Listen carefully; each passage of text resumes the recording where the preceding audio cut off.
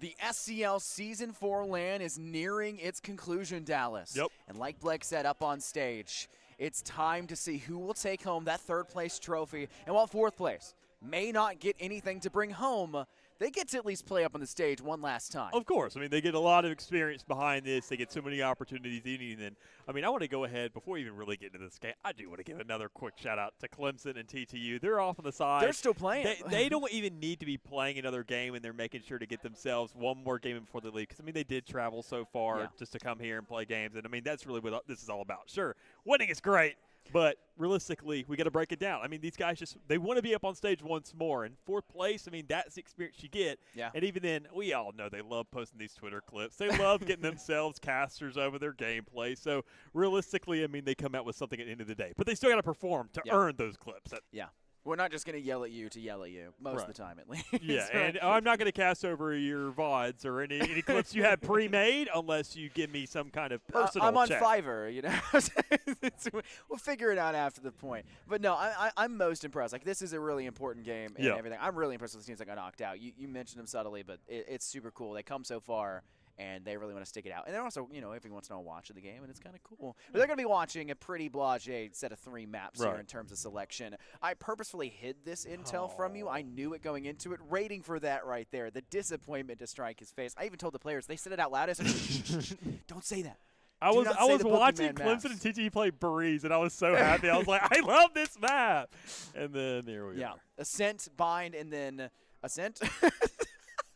I think that's Lotus. That's definitely Lotus's background. It's Lotus. It is the third map. It's Lotus. But yeah, Ascent and Bind, and I do think this game probably will go to 3. That's at least what my expectation is, but I haven't been gunning 100% anyways today. I've been trying to pick upset stories. Third map is not much of an upset story. It's a pretty close affair between what we believe to be the third and fourth place teams respectively. Yeah. And I got to assume that that's a close enough margin for this to be a tough battle. Yeah, I think all these maps that are available, I mean, are relatively kind of familiar ground. Nothing really too crazy or specialist-like. I mean, Bind, everybody really knows it to some degree. Obviously, we do have kind of a lot of leniency in terms of agent selections. Yeah. But it's the same old when it comes around to the actual plays of it. I mean, even then, I think, honestly, Bind, even though Ascent feels like that neutral home ground that everybody knows, Bind is a map that is extremely controversial because people love it just as much, if not more, because of the flexibility of agent selections. They're like, Ascent is a safe pick. You know, it's kind of like you got your own home where, you know, you love your family and whatnot, but it's like you don't want to be there 24/7. My home away from home. But Bind is like that cool friend's house where you're like, I feel at home here too, but I'm like, all right, let's party. Like, your mom makes me cookies, man. Yeah, I like your mom got your the best cooking. Y'all snacks always fully You got stocked. a full pantry. I mean, it's like it's that place where you can always experiment. You can always have some fun with it. But realistically, it comes down to that last map of Lotus, which is going to be same old, and there as well. I mean, but honestly, I feel like Florida, if they were sticking around, they got a lot to go with because that map literally just occurred with Niners playing a much more difficult team. So you're like, okay, sweet, I'll take everything we can get. But realistically, let's go back to the bracket. Let's get a bigger picture of what's going on, right? Yeah. Figure out exactly. Obviously, we're not going to have that side game being thrown on here, but the one that's main stage right now is going to be all the way to the end, past grand finals. So this isn't a timeline combined with the bracket. We are going to be kind of throwing it back to grands after this concludes. But Niners at University of Florida, obviously, if you haven't been around on the block of SEL this season, you know that grands, whether it be online or in person, it's going to be none other than Oklahoma and BPC. Yeah, and a lot of the times we saw growing pains for Rocket League early in the first few seasons of Rocket League for the SEL, where it felt like the really good teams were really obvious that they were going to be at the top anyways, and there was never – it was always a foregone conclusion about who was going to take it at the end of it. Yeah. And there was a lot of good questions, actually, for the SEL leading into about week 6, I would say, where we hadn't seen some of the bigger dogs face each other,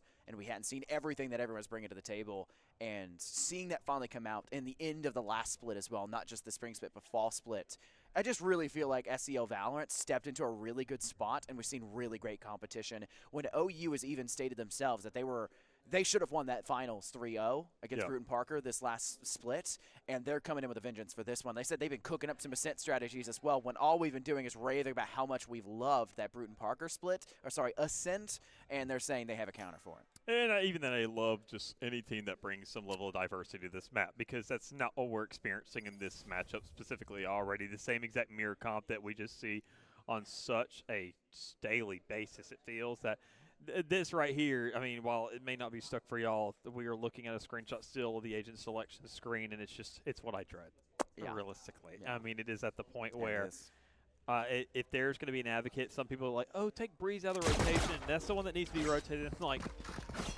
the number one advocate for rotation is staring you in the face in your screen right here, right now. And as many people may raise pitchforks and torches to that exact ideology, I think realistically sometimes people just don't want to hear the truth.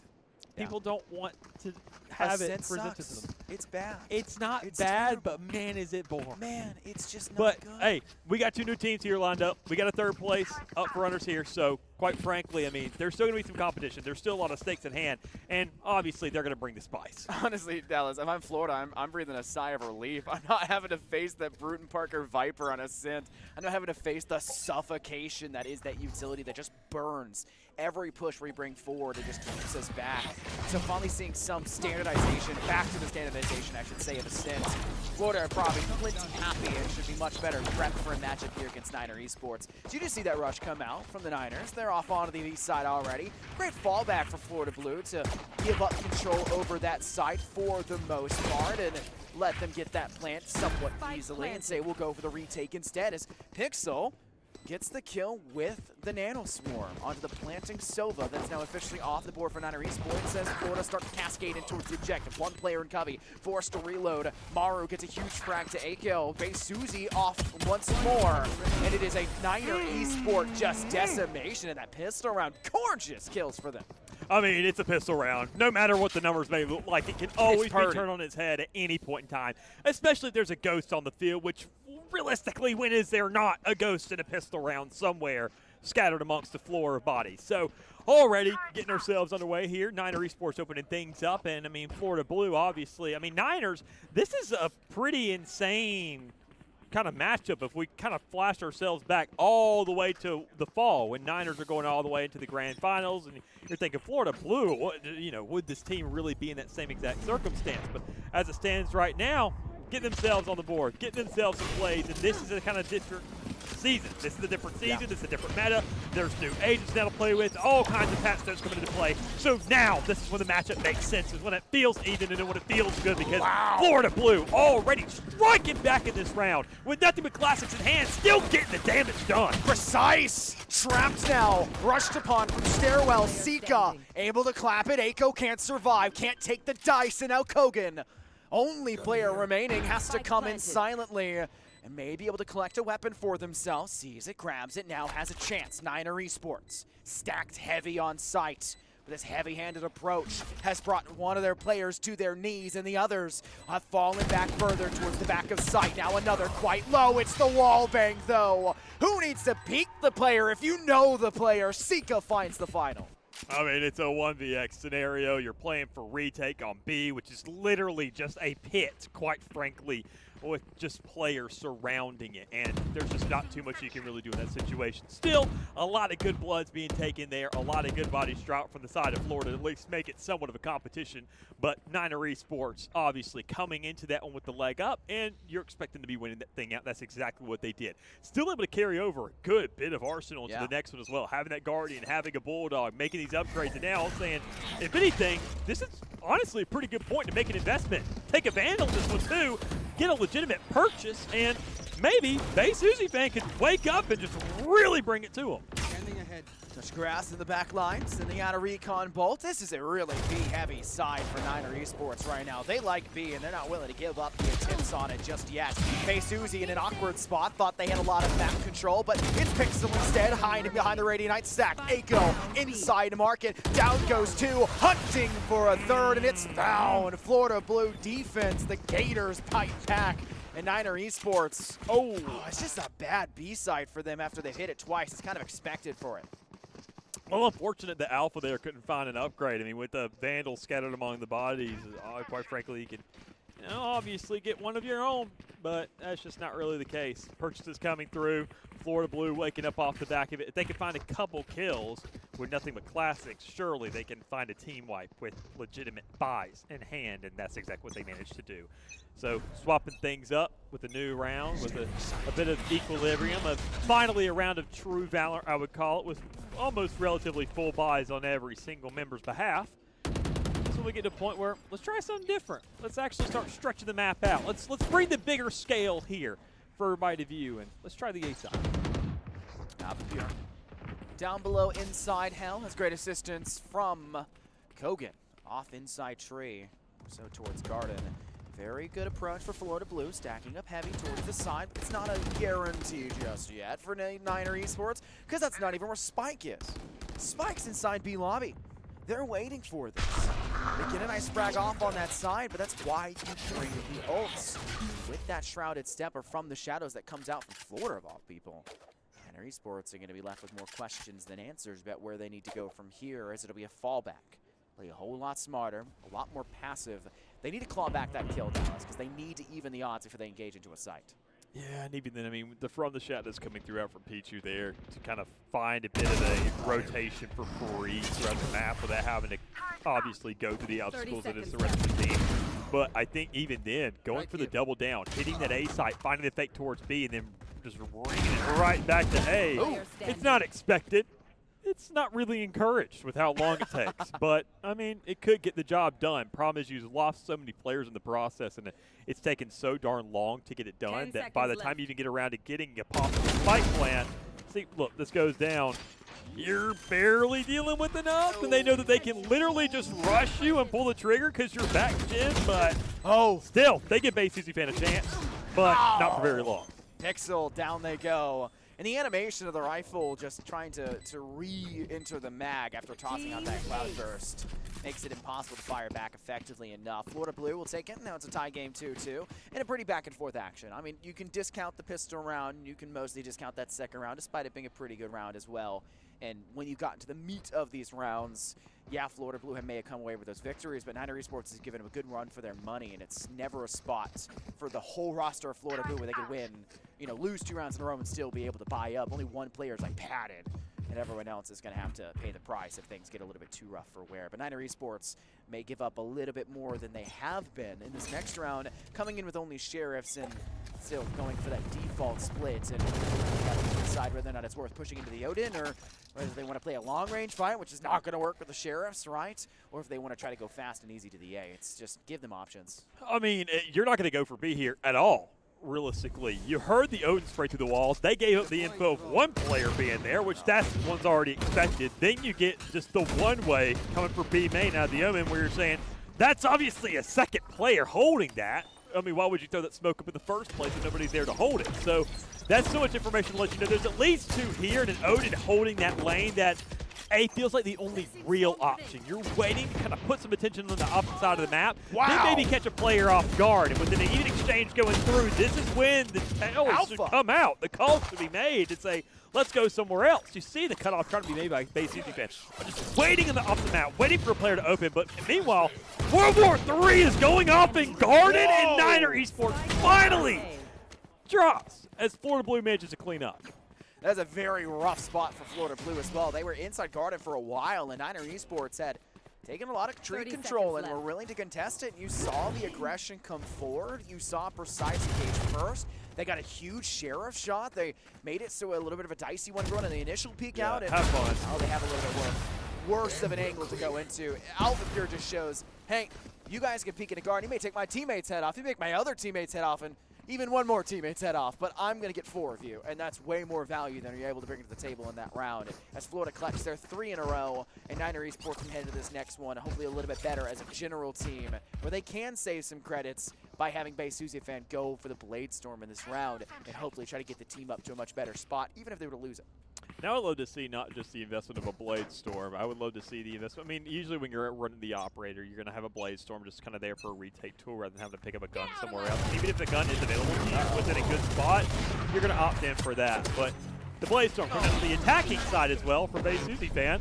Surprisingly finding some pretty good effort here to get things started. I mean, it's a kill. That's all you can really ask for, and you found yourself looking positive into that because the down but not out stage that KO's null command provides gives you that extra body to play with. And that's exactly the body that's giving you an advantage right now. 4-3, retake trying to come underway, but a little bit of denial from that lockdown. Barely reaching into kitchen gives you your market. It's enough to, well, very early on stall out, but there's still ample time to make the call of, all right, flood in. Esports, they try to engage quickly. Pichu, though, maybe a bit out in the open early. Pixel, a great frag, trying to step into the smoke, and the feats are going to be spotted. Pixel, precise as the player to get it. Oh, what an unfortunate peek into Boathouse. Niner Esports, though, we finally see them step back into the limelight of success. After a 3-round spree for Florida Blue, they get their first meat round, the first rifle round under their belts. I wouldn't say it's not a success for Niner. I'd say more so a reality check for Florida because, I mean, with 3 rounds and you have rifles to work with, you're saying, oh, things are going pretty smoothly, guys. I mean, we're kind of ironing this thing out. And there is a such thing as having a shirt too clean because at that point it just feels like you're wearing cardboard. So, is that a starch reference? Huh? Are you starching your clothes? No. I don't even know what that is. Nah. You can educate about starching later, but only starch I know is like food. But back to the game anyway. It's pretty slow though, all things considered here for Niners to start things off. And knowing that you're gonna be going for that kind of A main push, or at least trying to allude to it. You do have that catwalk pressure in that middle of the map trying to be contested, which that kind of back fountain on spawn jump is going to give you enough information to know that players are pushing up through market, but it's just nobody but Grass who's in a really rough spot because they've circumnavigated this guy, still has control of that lane, but it's finally given up, understanding that, well, you got to make it just a last-ditch effort because you know you're surrounded. You know you're basically dead unless you're just ready for the craziest clip of your life. There's a chance to retake. It's the Florida Blue roster, though a player down. Quickly can engage and close that gap with the Blade Storm. It's a go. Down goes base, Susie Fan.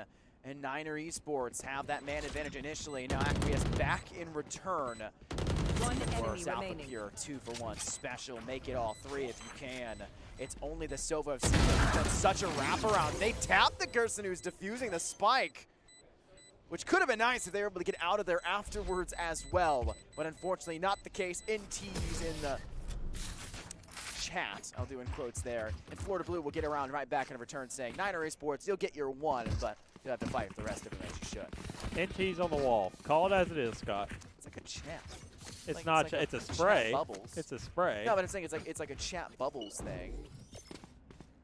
It's them saying, nice try. It's like a profile picture next to it, and it's like bubbles as if it's like iMessage or something. So like the discussion board. I don't want to bring school into this. They come here to escape school. This is literally a collegiate league. And esports. In that case, you drop out and go tier 2. It's now Premier. So we do see a lot of schools actually being picked up by tier 2 orgs as sponsors that manage to do that. Aka making an advocacy for, well, their own sponsorship and their own spot in T2. First Bloods, once again coming underway, but even then still exchanges going into favor of Florida Blue. Great holds. You know that Sova's going to be on B site every single time. And if you can manage to kill that player, well, then the rest of the site should be free because you're expecting a known to do enough of a job to just lock everything down. But Spike not even down yet. You're just holding out and hoping players want to push you. And realistically, Florida shouldn't be pushing this until Spike is down because they're just going to be isolating heads. Well, it's not even a concern. Spike's not under their control. Spike's on the walkway. They have to retake it. Esports are in this bad spot, but Sika, 4 kills. A 1v1. Goes position, not entirely known, but majority-wise known off towards walkway. The headshot connected won't.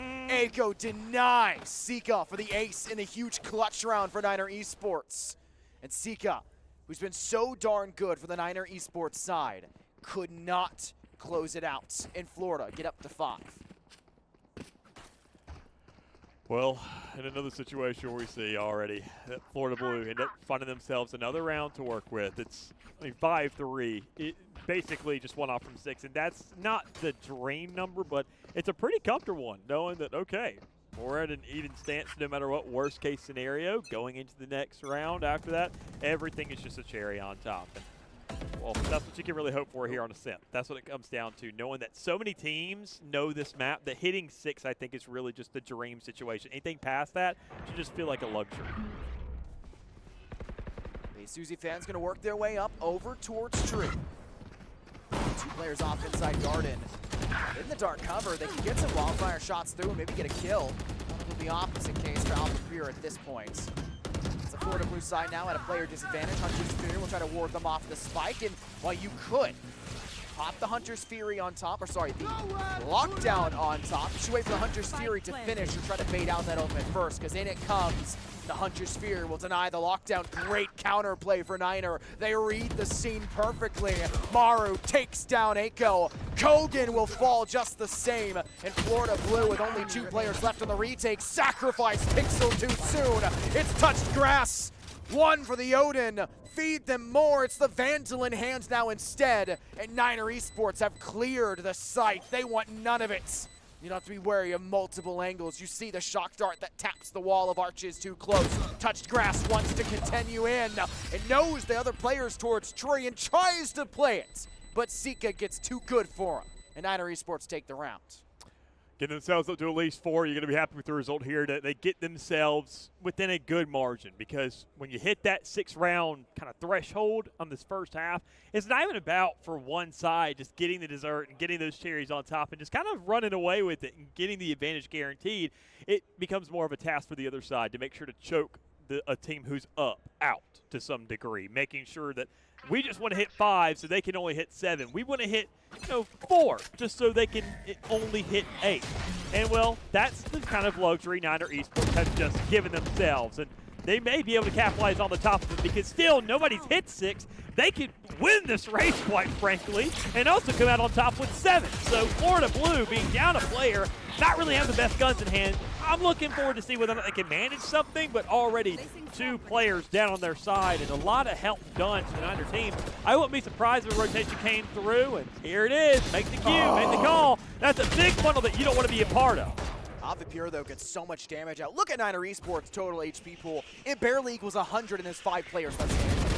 The damage has been done, and Pixel just needs the assistance, but they have the worst possible gun to deal with that many low HP players. Your pistol would have done more, but Florida Blue, it's fine for them. It's still a 5-5 series, still close neck and neck, and it's tied back again as Niner Esports step up, field it up, and now have the no command again, where they last pumped it on that B site. And I'd assume they'd want to go opposite or bait out the no command on B and put the team through A.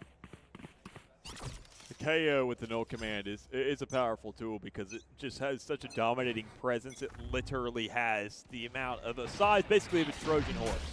As big as that thing was, I mean, KO's also had that same kind of prominence in this map, purely because of what they can do, the size of their utility, not only the knife, but also their ultimate is just something different. It's on another level, and it covers essentially half the map of the set. So, already not really having to invest it yet, but now that they get a lot closer to sight, it's worth actually going ahead and at least pressing, because we saw last time have a player survive, but player surviving is not the name of the game for Florida so far. Maybe the ones off site, trying to go ahead and create a little bit of a checkpoint, but the ones on site can definitely manage to do that. Kogan, how do you survive in winery that long with a nano swarm just tickling down the HP pool? Pixel gets a nice frag from above, does fall afterwards, but Touch Grass gets that refrag to keep the team steady. A 2 versus 1. Maru back, able to DBNO Alpha Pure, and Touch Grass with the Odin. That weapon has been breathing a terrible foul stench for every team today on Ascent. It has been a deadly, deadly weapon, and it's been falling in Collegiate recently where no one wants to use it. I feel like it's back in a good spot. I mean, on Ascent, it's done what it's always done, realistically. The big place I would say the Odin kind of shined for me was that last series on Lotus with Oklahoma running 2 on C. It's a side of the map you never really expect it to kind of shine. You see it more on that A site, maybe towards that tree area where you can just mow through any wall, because that entire corner of the map is made of paper mache. But here on Ascent, I mean, it's going to be playing B every single time, because, well, there's a sub on the board. We can literally tell these teams that would be going on. They're like, are you stupid? We already knew that. there's always going to be a Sova with an own there if they have at least 3,000. But one thing that you can't really tell them and have them predict is going to be a Jet aggressively pushing up through catwalk, up drafting over and finding a kill towards panels. But even then, they're not done just yet. And they want to push up. This is a Sova drone, and I hear feet, so maybe they're really looking to duel me with this. Zika will have the assistance from that initiator of your KO a little bit further back at Precise. When they pop flash them forward, they'll have a second chance to do it too. Timing will have to be taught though. Had the idea initially, they knew the Jet was there, but now with Aiko's confirmed frag up inside of Rafters, it'll be anyone but that Jet, and they're able to isolate Pixel because of that. Touch grass, rotated in, watching defenders spawn. The right timing there. Precise will get themselves killed, but Sika's at least clean as always for that refrag. A 2 versus 2. All 3 kills for Niner Esports from the hands of Sika, who has been the standout player for Niner Esports on this map of Ascent so far. This is the last round of the half gets underway. Sika nets their 4th. Do they know? Do they know the movement's being made? Aiko will have to call out to the team. And Sika, do they hear? They do! It's the ace of the night. Niner Esports tie it up at half. Big spot here for the likes of Niner Esports, going ahead, getting themselves something else to work with. But I mean, 6-6 on the board, that's kind of what we are expecting. That's the standard once more for Ascent because it's the same comp. So we're expecting to see the same result from each side to make sure to move into the second with the same exact manner, have the same exact stakes that will be on these pistol rounds. But it comes down to the record of the pistol rounds once more. Already looking how things are. Gotta say, for Niners, I mean, how they're already just in the situation where they're playing it out. They're able to get themselves, you know, a couple pistol rounds here and there. Credit to them. They finally shut down that spree that we saw on stream of Florida Blue being completely flawless in pistol rounds. So it shows that, I wouldn't say they're gods because obviously they're fighting for third place, but kings do bleed. Apt analogy. Mixing it up and setting it accordingly. No one dying though yet in this pistol round, and we've seen Florida Blue do a pretty good job of getting onto sites, leaving one player back towards B main. But they have no market control, which is something that I think a lot of teams vie for early. But Niner Esports read the push. Now they're playing accordingly. Wild out for Precise. It is Alpha here instead to get first blood. You thought it would be Aiko, but Aiko falls with nothing to their name. Maru trading out the ghost that was there in the hands initially of Aiko. The team rushes in upon that walkway. Sika themselves yet another frag. He stopped this man. It does not seem to be the case. Touching grass. You don't need a lot of bullets to finish the job, but the flick was clean nonetheless, and Florida Blue gets 7 first. Mentioned Florida Blue missing a pistol round, and they don't like the sound of that. No, they did not. They get themselves one more to play with, and while it may be a tainted record now, it's still there, still positive, and still something to work with, and still maybe enough to just give them the lead to win out this map. And they can thank these 2 rounds at least for it, unless they just cast or curse at this one. That's about to happen. But yeah, if that happens and they do lose the map, I guess I'll be leaving just so because I'm here in person. Like we're at risk. Yeah. If we do cast or curse something now, so you got to be careful about that. Every time a caster curses a player, they get to walk up and smack them really hard. So, on our bad days, Dallas, we would be getting knocked. Touch grass, able to get the first blood of the round with Bulldog. It's a pretty good expenditure for Florida Blue, and though Precise has assistance to swing out of B main, take a player down off towards Octopus. Damage is brought out. Good tags. Good DB damage down. Almost a DPS for Niner Esports on the defense. That Marshall shot, when they're not securing the frags on those players rotating off from panels, making it doable. The A site, it's making it a whole lot more doable. Even with the frenzy at that range, the damage was done. Now the job has to get done on this A side as they reset, falling back. This post-plant scenario, everyone off inside lobby. You're asking, Ayo, who else did you tag with that Marshall again? I need to find them. And I'll go ahead and at least give you a little bit of a hint. It's Alpha, because who else doesn't have a That's really all it comes down to. But that's going to be the last player to swing, realistically, because obviously you don't want to lose that gun. Bulldogs are pretty expensive.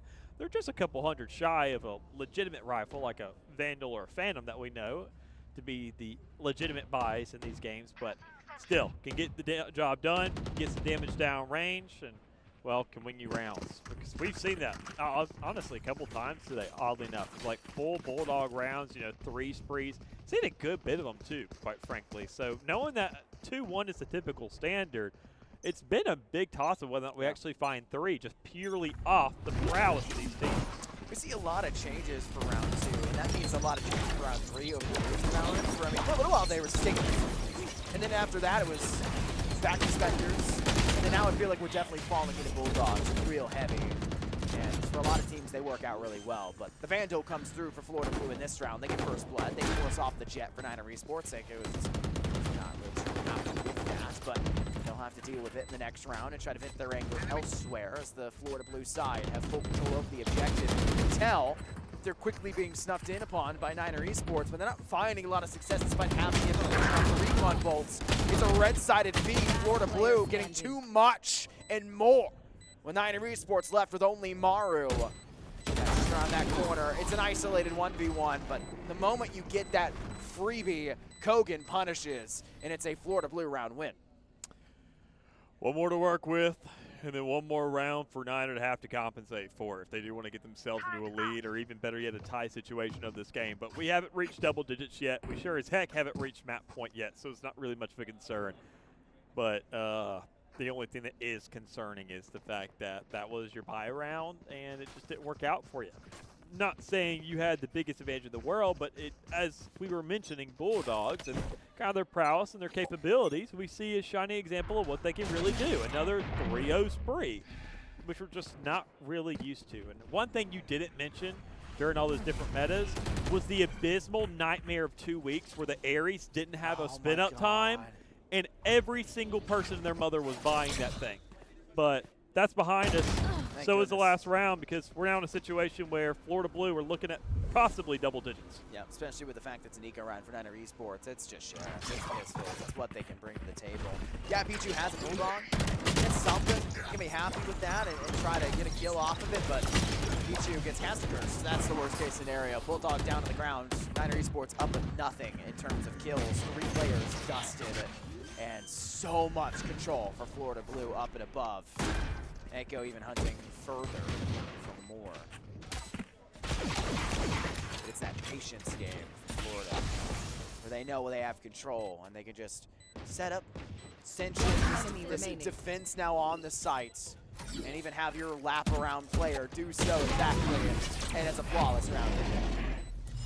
Yeah, I mean, when you see the effort that was put into that retake, when you see the potential that was there, I mean, best case scenario, we just see a domino effect from something all right to something amazing. But, I mean, looking at the split, looking at the kinds of guns and hands, there just wasn't too much for each individual to manage. And regardless, even if they come out of it with the better gun, they don't come out on the better end of it unscathed, which is really the most important thing when you're dealing against these full bot rifles. So, speaking of those, they're all back in the game, in the hands of every single player. No more ecos to work with as of the moment. And to go ahead and add a little cherry on top, maybe an operator too. Towards the B side of the map, we're going to see it already just ready to roll. And even then, you see Pixel kind of trying to understand it. Sees it on the mini-map. There's the shot. And the very, very definitive call of, maybe don't pick that. Yeah, they did want bottom mid control. You see 2 players step out of panels.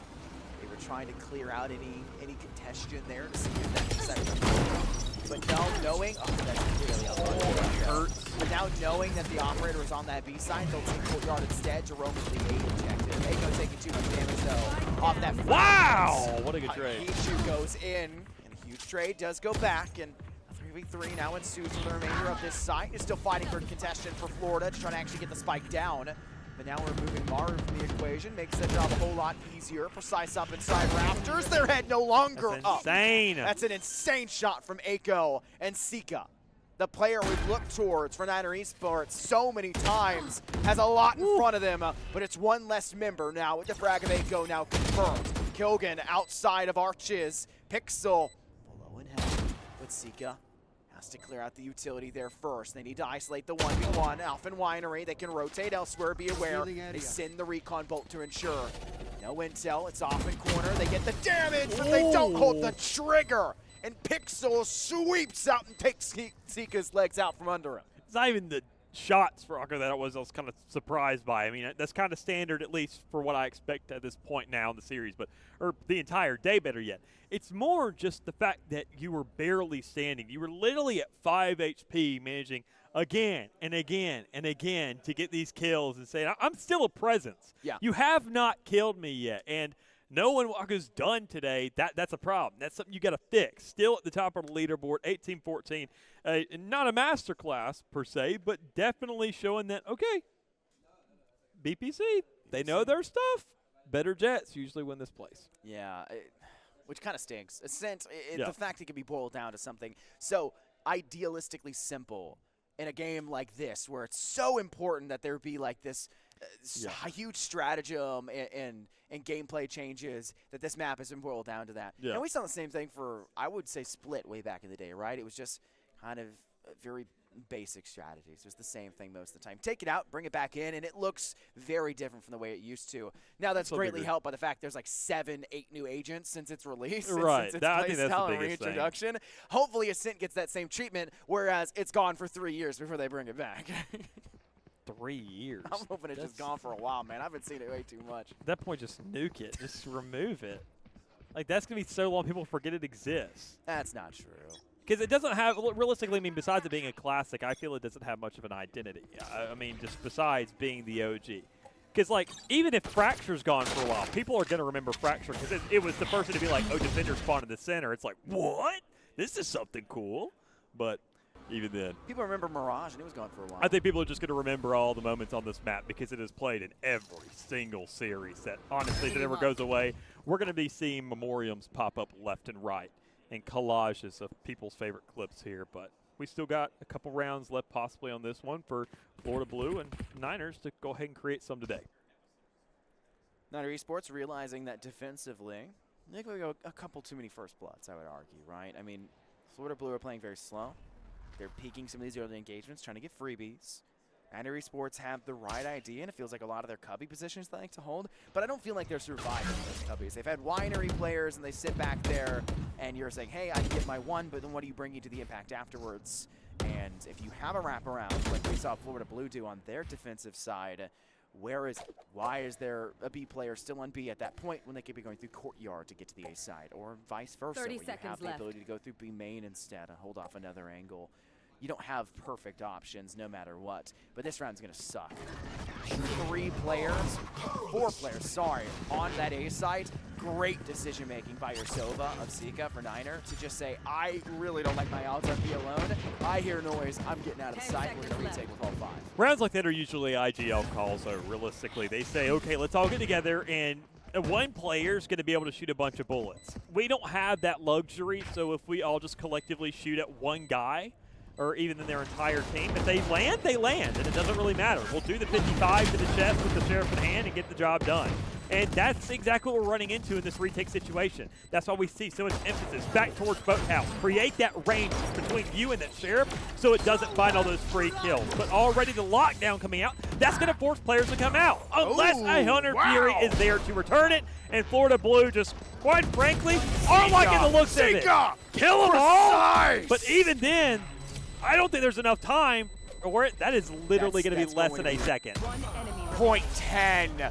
Unbelievable. It's and the bubble, man. The faith that Precise had to stand there and watch. That should have been. That's kind of me. It deserved to be, Dallas. That's kind of me. If it's that close, I see that bubble pop right before anywhere near the half line, I'm booking it. This is 2,900. I'm not losing. Faith. Precise trusted in it. The vision, Dallas. They saw it, but they did not see them back. That is so unlucky for Niner Esports to retake so darn well, and it's still not paying out for them. That puts Florida Blue at match point for the first map of Ascent. And this attack looks just crazy, man. This Niner Esports side defensively is struggling against the very slow style that's really causing them to sit back on their heels and then get swept up in when the action actually unfurls. I mean, seeing how things are going, some exchanges again. Same old here. Nothing crazy. Florida just looking to kind of put some pressure on the field, but this is the luxury of having a KO and a Sova to back up your Jet here. Your Jet dies, who cares? You still got so much initiating power. You still have a pseudo-duelist here in the game, but, well, you don't have numbers in the fan of Florida Blue. You sure do have basically the same amount of health. Florida Blue will rotate away. Precise will sit inside door, just moments away from untouched grass, and they will manage to scurry off the other direction. More concerned with the wraparound from Pichu. Kogan in open space, Precise afterwards. Niner Esports were really well positioned for that site still defensively, and that's where I was talking about previously, where Niner Esports felt like they needed to be a little bit more proactive about having tertiary angles to develop from on these retakes. For B, it's super flat for them. Even if they have market and defender spawn, they need a B main player on their app. They need a player to step through courtyard, even if it is a little sacrificial to have a 4v5 retake, since it is a drought in the early stages of these rounds for kills, and it tends to be a 5-man unfurl on a site for Florida Blue in the attack. Give yourself some extra options. Niner Sports leave that player in wine, leave them off inside B, A lobby and A main, and then it pans out in the end where they just keep the 3 alive because they don't have to worry about actually losing the fights because it's easy to catch them off guard. Well, no, I mean, you mentioned sacrifice. I think that option is definitely available for Florida Blue there, considering the amount of players no health. Oh my goodness! Lamb, but speaking of lambs, maybe lambs to the slaughter is what we could have seen there for a second. Pixel hanging on by literally a pixel of health still to remain, but with that attacker KJ going through, the lockdown being up, you're pushing! Nobody's there for the backup. You're trying to just get that overextension and maybe squeeze it out for the rest of your team, but it's just not there to work with. So much damage done. Pixel, as we mentioned, kind of being gone based off that turret shot, but still with the Blade Storm here to play with in a 3v2 situation. Niner Esports are holding this line of scrimmage, making sure that nobody can really cross that. But I'll go with this Blade Storm in hand. They're alone. They're not done yet. Fly click doesn't land, but the Stinger is there for a backup. John Wick with nothing but just everything in the hands to maybe get a kill. Maru gets the one! Unbelievable from Maru! How do you take the 8th round, Niner Esports? What a flick, what a round, and what a game this map 1's turned into. They've stayed alive, they had all the information, they did the damage through wall, and somehow still Florida gets onto site and Aiko goes crazy. But it's not gonna carry you if Maru can just change the game with a simple flick of the right wrist. Still 4 rounds separating Niner Esports from Florida Blue, and even then, we're guaranteed an overtime if they go the distance, making, well, our entire time on this map much more of a distance. But as things stand, Florida Blue, they just got to make sure to kind of step things up. But they're in a situation right now where they don't really have the money to make sure to get themselves a solid round. So they're working with all these sheriffs trying to manage something, but when you're up against a Vandal and things that can fully automatically fire, whether it be spray, whether it be first shot accuracy, these kills come so much easier. Niners been fed. They're hungry. They weren't involved for as much as they should have been in the earlier rounds, and they have come alive. Who told Niner this was for 3rd place? Because they should have been told that 30 minutes ago. This is a different looking beast in these last 3 rounds. Last 4, they should have had the one prior to that. Niner Esports defensively found something that's made it tangible now against Florida Blue.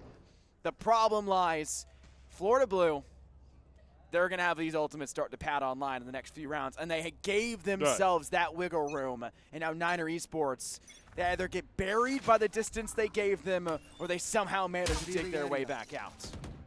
By ultimates, we're just working realistically with the duo, that is the Sova and the KO. But honestly, considering what we've seen Alpha pull off so far, and especially kind of being that frontliner, I'll take a sacrifice to not have the Hunter's Fury if I get a KO any day of the week. But already, Niner Esports just continuing this string of kills that we saw in that last round. And maybe we can go 2 rounds unanswered. Who knows? I mean, everybody's out here listening, looking for it, but finally Grass can put an end to that tangent that was that slaughter. Hey, Susie fan, you get a 2 kill before going down. You're really hunting for more. You knew the player was low. You had assistance from Market, but It's a wise decision. You don't know where the remaining two are, and that player is majority-wise dead to rights. And even if they aren't, it's something you're willing to give up in that space. Here's an Owl drone around the corner. Precise, very aware, pop flashes, gets out of tree. Honestly, the space that they've now been able to claim back and slow down What's up? Changes it, but there's Kogan. 30 What's up seconds left. indeed? That's a head off the board. Now Niner Esports, what was such a man advantage previously. Oh, Planted. Sika! How many times has miracles occurred for Niner Esports in Florida Blue? I touched grass, watching just around the bend. Can't secure one, let alone two. It's double digits for Niner Esports. Double digits, checkpoint chokehold situation, and Florida Blue have kind of put theirs on Theirs hold is for on 2 hold. rounds. I mean, it was delayed. It came around eventually, and it's in a much more stressful situation, but at least you have yourself that insurance of going into overtime. You've prolonged it to some degree, but Niners, it's not even really just them finding the miracles or kind of waking up. It's them just figuring stuff out, understanding what is going on. It just takes, once again, I mean, even then, the best teams that we've seen now carry on and going into grand finals after this concludes.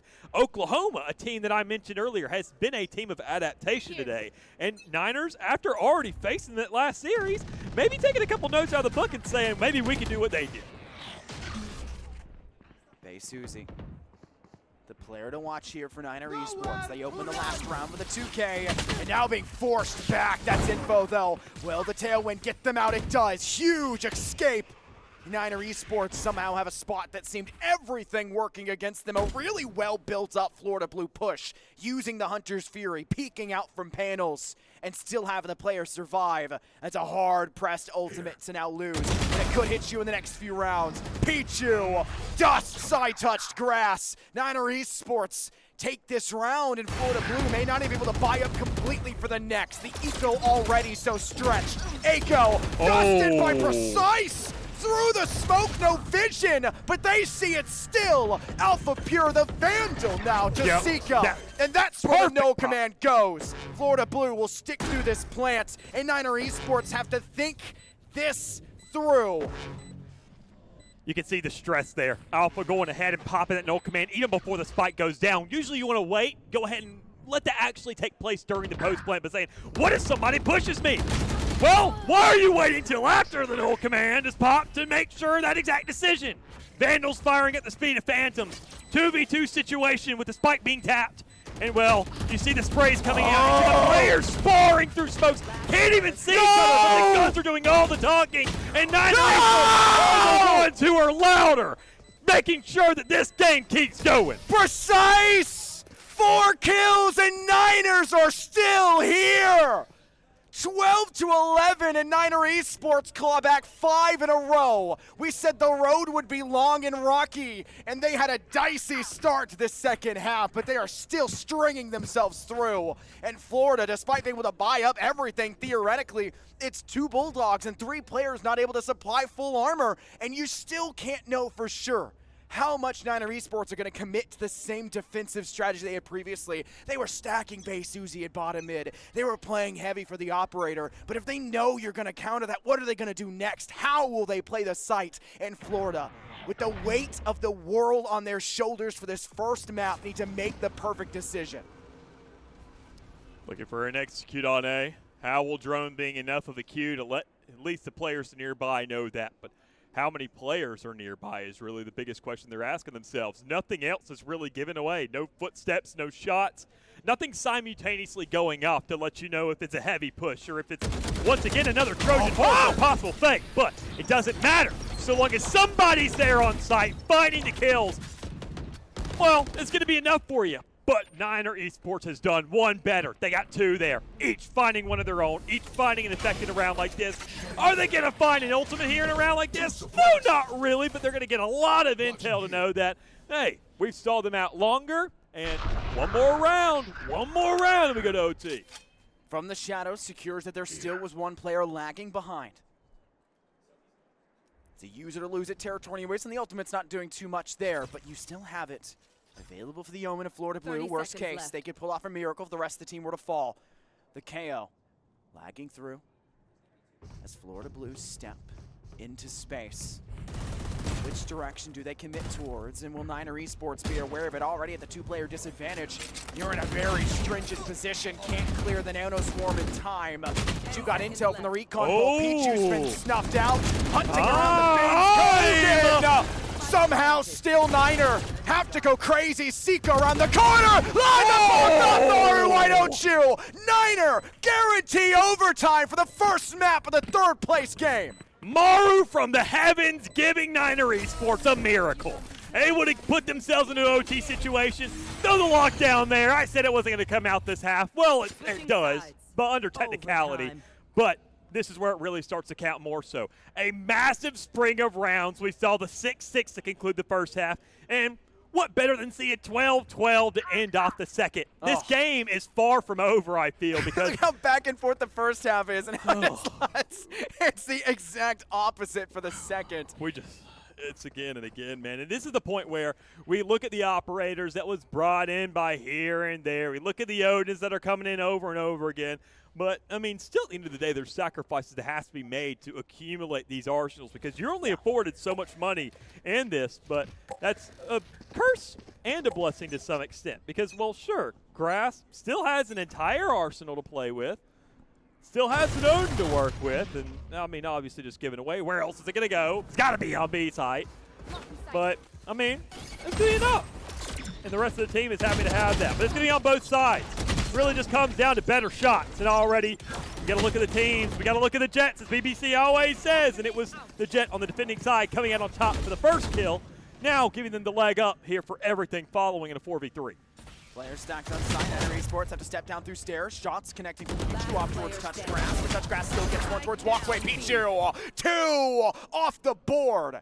But so many more still in front of them. 2 more to topple. That spike, though, can be collected. You'll have to commit to this objective. They line up. Could have been dangerous. Could have been dicey. But Florida Blues say, you had 6 in a row. We'll give you no more, and you'll be happy with it. I'll point out that that second half comeback from Niner started with the flick from Maru off towards stairs on the B site, and it ends with the 2K spray down from Maru at the end. Everyone from Niner comes alive to create this. Well, even then, regardless, I mean, obviously, huge in its own right to get to this point, but they still got a job to finish. Even though they found themselves a 6-round spree, you can give them a pat on the back, but you can't give them the bouquet. You can't give them a plaque. You can't give them a map. They still have to earn it. They still have to win 2 rounds in a row. But now, being 1 round behind, they got to win 3. So they got to step it up. They got to lock in. They got to keep playing because the job's not done until you see either victory or defeat on that screen, and you can't really celebrate that just yet until it's over. Dark cover put in play. Paranoia was. It didn't go quite as far as expected. There's the dark cover finally. Oh my God. Bloods, but oh my God. Changing up the economy of Niner Esports' defense. And Florida Blue will have possession of this A site. How can Niner retake this? 2 players low on HP, another one full. But this post plant is very, very direct. There's not been a single transition yet back. There's been no one setting up for a further defense. It is straightforward and a watchful eye for any recon bolts, which one does come through. Akio forced off Jin, stepping below. Sika gets it, but gets refragged by Pixel. Pixel, though, already low. It's Maru. Does Maru know? They have no clue! Niner Esports make a miraculous comeback, the best comeback, but can't find the ending that they were promised after all of that hard work. Right, and I mean, it's at that point where you go for so long, but again, it gets to the point to where every single round lost initially is what it came down to for them. That results in literally 3-round wins back-to-back you have to manage. And we didn't see those strings really accumulate too much. I mean, we saw the 1-1s, we saw the 2s, we saw a 6 for 6, but how often does that really come around? How often do you find a break and then go on a spree so often? And that just never really happens. We see either exchanges of rounds, and especially when you're swapping sides so consistently, it's not like you ever find a rhythm, a momentum in these kinds of situations in O-time. It's just more so figure it out. Yeah. You're right back to square one. Cool. Now, are you going to duplicate what you did the last time? More than likely not. Yeah. So you got to freshen it up, and you got to start from scratch. Yeah. honestly, Niner Esports played a ridiculously good game and a really solid recovery in that second side of the map, right? After going 6 down, having the just vitality to get back into it, having the drive to do it. Yeah. That's going to pay them off so much heading into map 2. Sometimes I'd be worried about, hey, they went through all that effort and it didn't pan out for them heading into a second map. I think it's going to be the opposite for Niner Esports. I think that showed them what they can do because it was that much of a disparaging position they were in previously. It was that much of a clawback they had to come back from. And Precise and Sika leading the team in terms of their top 2 players for that roster and being the second and third top player in that game by a pretty wide margin in comparison to where 4th and 5th were sitting and how close it was to first, a single average combat score down from first ranking against Aiko, which is an impressive statistic considering Aiko. I just can't see Niner Esports slowing down that roll heading into map 2. Well, one thing reigns true above all. BPC was right. I mean, it's always the better jet. It's always the better jet. But even then, still, that's not the reign for the entirety of the series. There's still a lot more to go. There's still a second map, and Bind is still kind of the same factor to some degree. It's better raise and supporting factors, but it's not nearly as heavy as a singular player's efforts. Yeah. We'll have to see how Bind goes out, but before that, we're going to take a quick break, so don't go anywhere. We'll give the players a little bit of time to rest and hopefully give them some chance to formulate some strategies because I think both teams are going to need it, just how close this game came out to be. Stay tuned for more from the SEO. Let's see the conclusion of this one.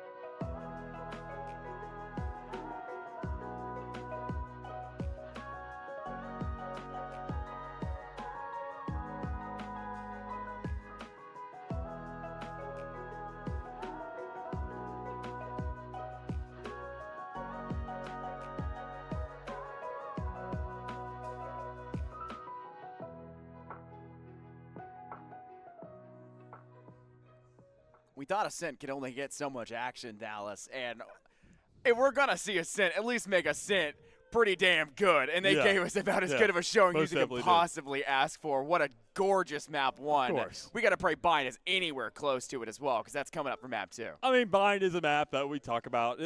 Bind is a map of flavor, quite frankly. And I said it already leading into Ascent. I said that the teams have to bring that spice, because the map, sure, I talked all that in the world hoping that, talking bad about Ascent would bring a good game. And what do you know? It's like we've been doing this long enough. We know we can cast our curse a good game into existence. All it takes is Ascent. But there's only so many times that can be passed out to us, quite frankly. We beg for it every time, but it's just not going to happen. 13-11s. Have it pay off at LAN, though, is where you're good, right? At least jobs are good in here. 13-11s, all the good jazz, but OTs is just something completely different, especially after such a string of rounds that we saw to even get there in the first place. But Bind, this is a map that both teams are very, very familiar with. Sure, we saw Niners go ahead and select that is set for the first map, but going into Bind, that's what we see Florida going ahead and choosing. But this is what Niners in an earlier series today opted for as well. So it's not even a point to where both these teams is like, okay, we're picking counters around each other. Both these teams have chose this map today collectively. So honestly, I feel like we just maybe found a gentleman's agreement between these two teams, because it gets to a point more so just choosing sides and having that advantage rather than the actual maps itself. They are called the gentleman agreement maps, Dallas. That's there for a reason. It's what you pick when you really don't want to have to play all the other options. It's kind of like you want to have fun with it, but you don't want to go too crazy, right? Yeah. And it's fine. It's a third-place game. They want to play what they think they're best at. And, when we think it's going to be an already really close series and a really close game with evenly matched teams, show them on a map where they can show off the best of their ability, the absolute everything they can give. And I had a conversation with Niner Esports on the hallway in that break, walking by, grabbing some water, because my goodness, did I need some water. I'm sure you got some too during that break. They were just happy. They're happy-go-lucky. They really enjoyed that map. And they'll, obviously they don't get the result they wanted out of the end of it. Yeah. I had to break the news to them. I said, if you guys had gotten that 0.10-second defuse, you actually just would have won that without needing OT, because that was the 6th round that they got, that then had their 6-round spree. Could have been 5, and you could have gone 13-11. You take it on the chin, though. That's still a second map, give it just as close, maybe you take this one a step. And even then, still Blind, I feel like we're going to get just as many relative moments compared to that. Knowing that Ascent, sure, that map, and obviously the kind of unfortunate tellings of that, it's something small, but as you can tell over the course of a series, and when you really do nitpicking, you're like, oh, it was that last round. There's so many circumstances where it's not that last round, where it's not that small spot that really matters that much. So you're never really nitpicking situations like that. But in the big scheme of things, honestly, if they go home and say, what stopped us from getting third place, you can just dwindle it down to, we just didn't retake fast enough. Yeah. It literally by less than a second. Such a basic thing that so many teams run into, and that is like a tangible amount to you. Right. Every little bit, 0.10 seconds every week that you increase the progression on your retake speed. That would change so many collegiate teams' lives in the scene by just progressing that speed a little bit faster. Yeah, I think even then, knowing that Bind is going to be up next and knowing the compositions, I do still want to give a little bit of a score update. I'm pretty sure it's 1-1 because they're going map number 3 on Clemson TTU. Yeah, you think they're just I've been keeping track. Man, I hope not, because they started out 0-5 TTU on Breeze, and then what is it? We saw Clemson with an absolute comeback 7 rounds in a row to have the advantage. So I'm hoping they kind of close that out. And then they went into Icebox, so they brought a Clove. So that would have been an absolute banger on stream. Not obviously over what we got. Yeah. Definitely not as nearly Still as close a big to game. that. I would have been cool to cast Clove, but, 6-round spree, OT, all that stuff. You hear that? It would be really cool to cast Clove. There's no way they're picking Clove on Bind. There's absolutely no way. But even then, still, no matter what, on Ascent now, and that series, now that they're on Ascent and it's map number 3, doesn't matter anymore, right? Yeah, so we're in a fun map again. We're going to opt for the better option every single time. Kogan rocking that sin bundle. You got the player card for it. I'll point out that Bind is one of the earlier maps in Valorant as well, which is, to me, Bind is like the Dust 2 of it, right? Because it is like the OG, but it's fallen off for people. Third, maybe, because it was Ascent and Haven, right at the start. Haven is the map that we saw. Wasn't right at the start, though, wasn't? I know Haven was.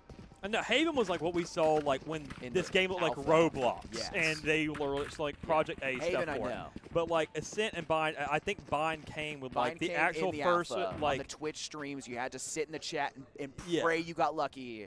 I got in 8 days after. Finally, and they released Bind the next day. I remember that because Bind became my favorite map. Oh, Sika with the EDG Classic. Maybe trying to go for a hometown buff in Shanghai? Is that what we're seeing, maybe? Interesting.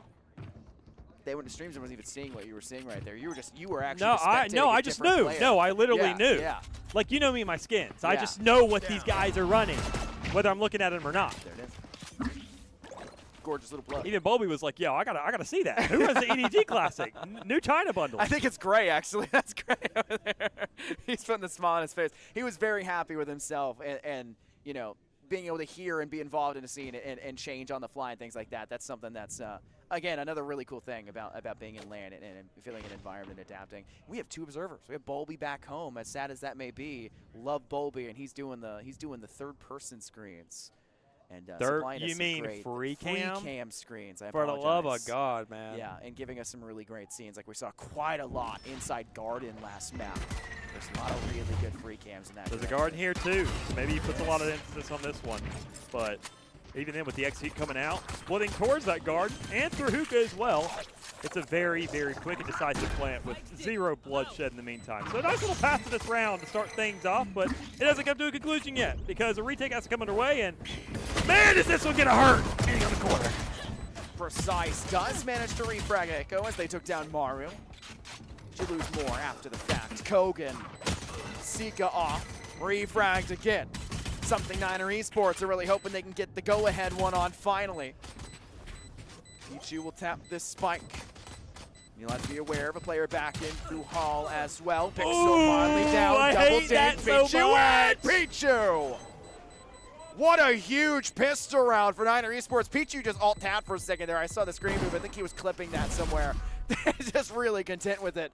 My goodness, good first round for Niner Esports. Pistols are always wild, but that one was real good on B. An unfortunate shot. I hate seeing those. It's so awkward. It hurts. I cringe on the inside because you take a shot, you're thinking, yo, we're going to keep on rolling. We're going to hit these shots. And it's just like, it just doesn't.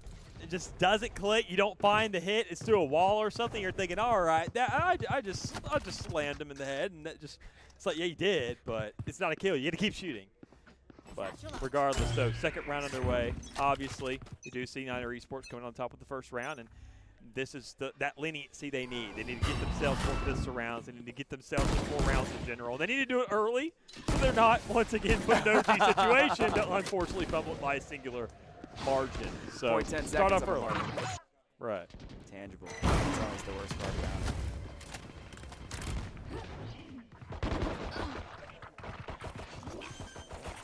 Side control. You can get that plant down quite easily. But now you have to look at it from another level. How did Base Susie know? Kogan, gonna be very upset about that one. Snakebite as well takes down Echo. And Florida Blue now left with only their Gecko. This is a defuse that can basically just stick. Pixel, only one remaining. Cover there, and it's a simple tap for the conclusion for Maru. Still a lot to be expended and was expunged for Niner Esports. 3 guns off the board that Florida were able to take down.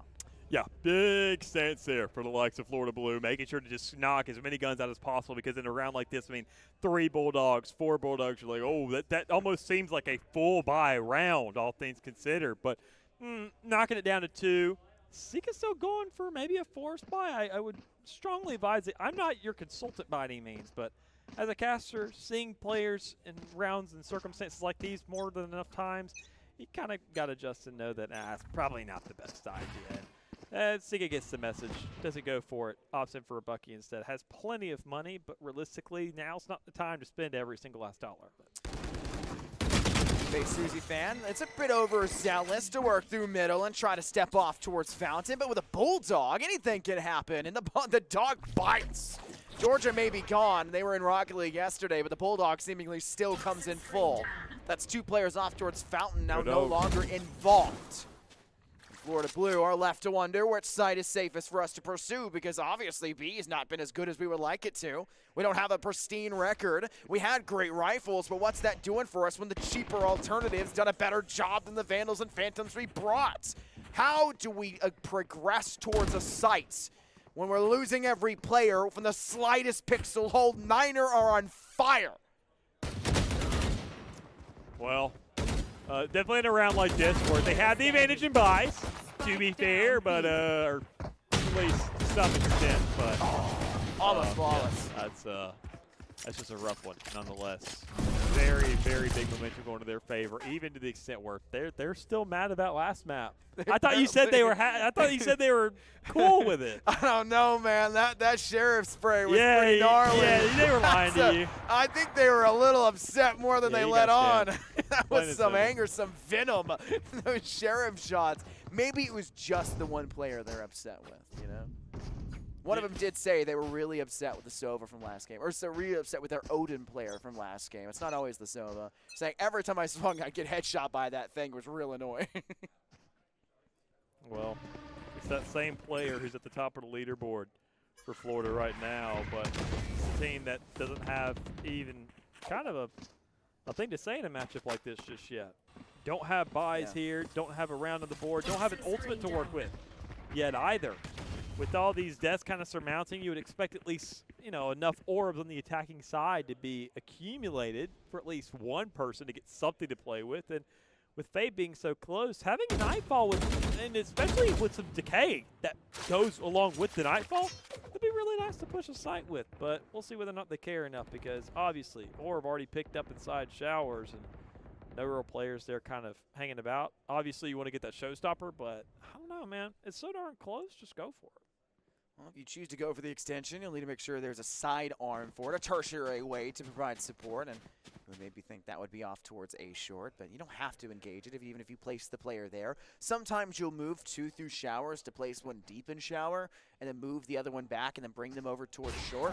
That's not what Florida Blue are going for right now. They want to play their own game. They know they're at an economic disadvantage for weapons, and they just want to try to sneak a kill out. But that A side one will not pan for them. Instead, it's they go with the Wild Stinger off towards Precise. Barra refrags, exit out from Hookah will fail. And Pixel, the only one to come from Octagon. No, sorry, it was Hagel, the only one to come from Octagon. Able to secure a nice pickup in return. Plant going down. Is it possible to stick it? Oh, he's gonna live! No way! How does Niner Esports again get away with that one? Wingman definitely sold. That is really. I blame the six man on the field. Obviously, it was a bit of intervention. It wasn't, you know, first patch Wingman where he was taking detours around the map. But still, that's as you say, hey man, you want to help me out with this chick real quick? I need a Wingman. He's like, yeah, this guy sucks on his thumb every night he goes to bed. It's like, oh no. Okay, we're cooked. We're cooked. Yeah, this guy's silver 3. That Wingman not doing anyone any justice whatsoever there. Very great play overall, though, to stay alive and focus on that life. And another one to just extend. I've talked so much about how if you're feeling confident, you can feed that even further, but there's sometimes when it goes too far. And the only time I say it goes too far is when you die. And Bay Susie here has refused to do so on that extension outwards. 8-1. On top of their game, for a player we saw was struggling in the semifinal matchup earlier, they feel so much more confident. It looks like a new team for Niner Esports. And it's just because the opponent they're facing, they've now shown can bleed, and we can take them to OT and even go further beyond. I mean, even last map, we talked about the Jet matchup, and Bay Susie Fan obviously being on the losing side of that, where if your Jet just does a little more, you're saying, oh, yeah, I mean, it could have been a completely different. We could be in a different situation right now, but that's too many alternative timelines for Dr. Strange to really take into factor. Right here, right now is really what matters. And, well, Susie waking up, here to play, and being on the defending side of Bind of all things. Well, absolutely putting on a masterclass of what you want your duelist to do.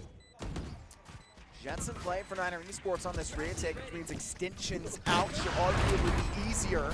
You have to sacrifice a whole lot in the process. Is the detain good? That's just going to sink so much time. And if you can just execute Precise, well, Pichu will be just as free. Still holding their hands up and still forced to submit. 4-1 now. Florida Blue getting their first round win in round 5. And it's only gotten closer and closer as the rounds have progressed. Obviously, that last one was just crazy based on time. We're finally seeing Florida Blue step up.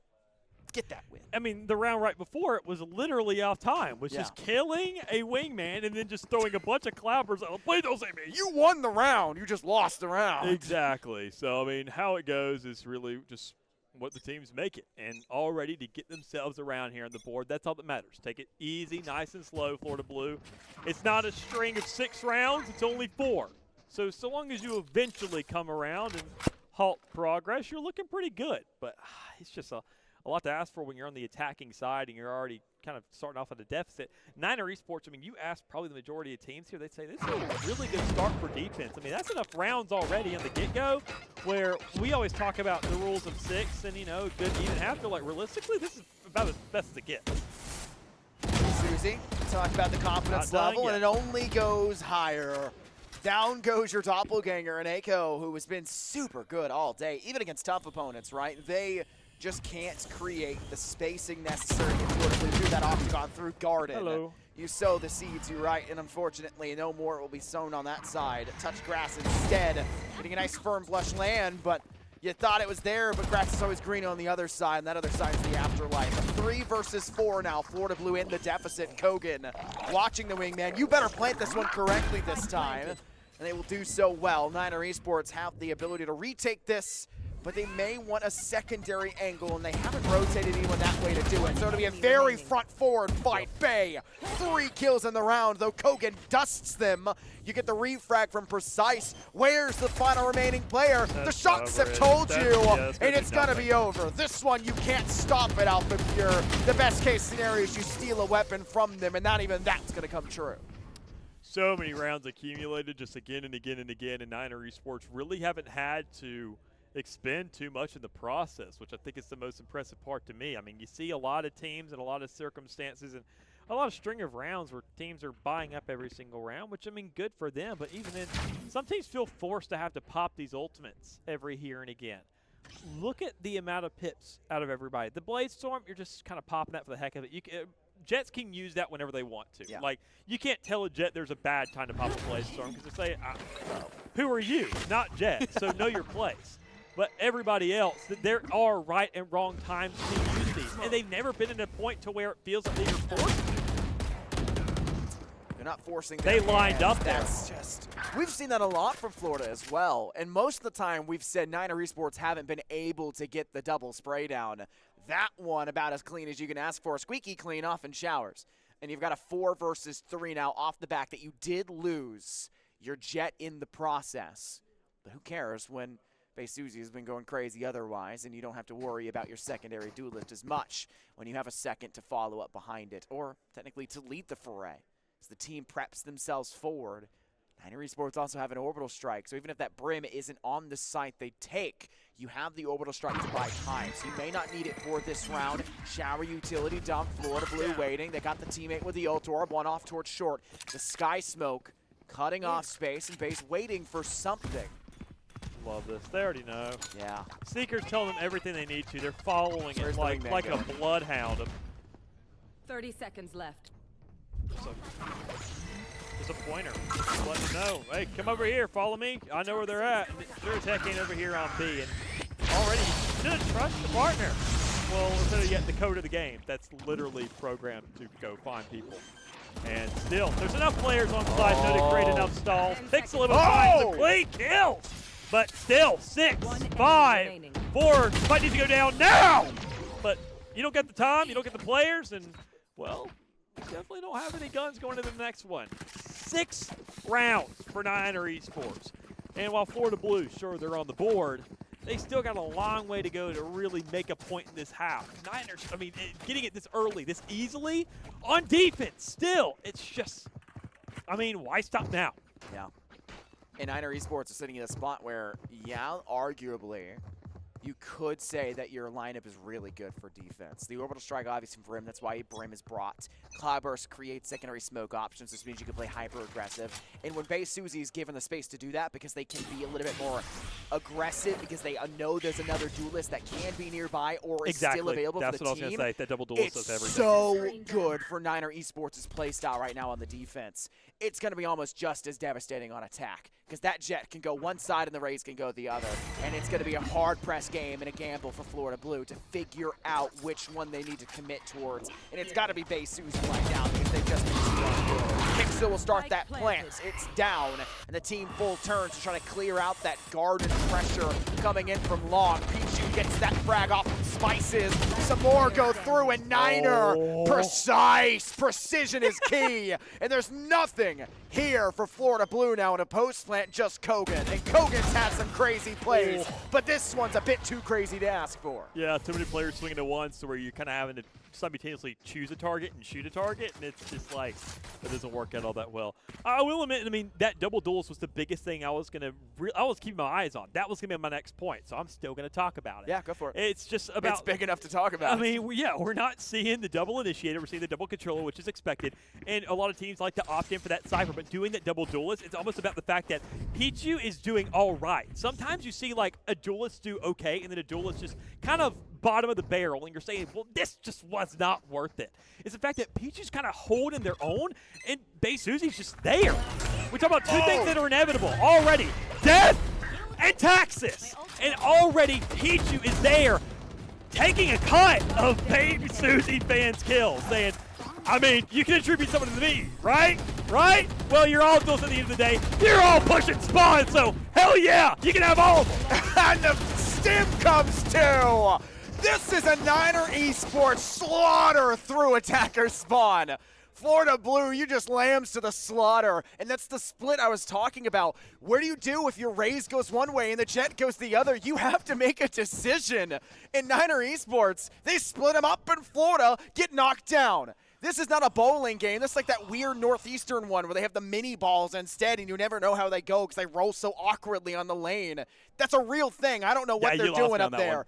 It's ridiculous seeing this double duelist because Niner know they can be that aggressive on the attack, but it's going to feel different, and it's going to take growing pains, even if it's ever allowed to be good, because the defense is just so forced to hold, and that's where duelists kind of fall off. They close the gap, but if everyone's even in a firefight, what does it matter if you're able to get around a corner faster? I mean, realistically, even though this wasn't Niners' selection here in this exact series, I still want to go ahead and attribute back to that earlier series. Niners chose this against Oklahoma, a team they knew that, okay, we're probably not going to beat, but this at least is a good way to get things opening, a good way to get stuff started, and now that we see it, they know their stuff.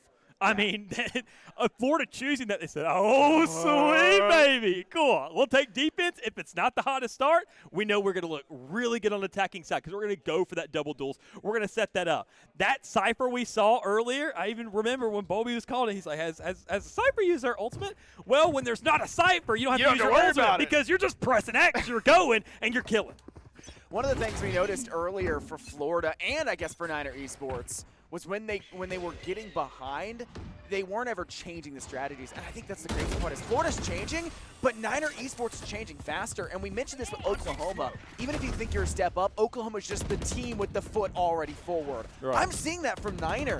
Maybe they've learned something from watching the just so good Oklahoma side. It's hard to say, but it's hard pressed to find them losing now. But Florida do have that advantage. Somewhere. They go not crazy. There. If that was a semifinal showstopper, it's going to be the exact same thing. 0 kills off the back of it. This is no Bay Susie showcase, but this is where Sika comes from showers. And it leaves Maru, who's really slow to the rotate, but I think Niner just wanted to go for the fight early. Yeah, I mean, they definitely wanted to bring the fight to him because they understand that Florida Blue have so many ultimates to go ahead and just kind of play that postpone game. And even then, they have enough initiating utility out of that Thrash just alone to go ahead and clear an entire half of a site and even lap around and come right back to home base. I mean, a home run essentially is what that PC utility, what the ultimate can do. So they wanted to make sure to end the round early, find themselves a 9, but they just didn't get that opportunity.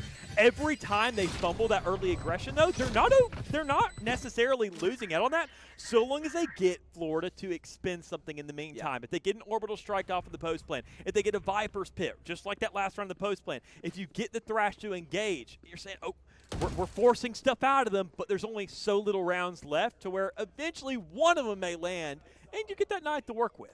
Yeah, what can you really claw back in terms of ultimates here for Niner Esports?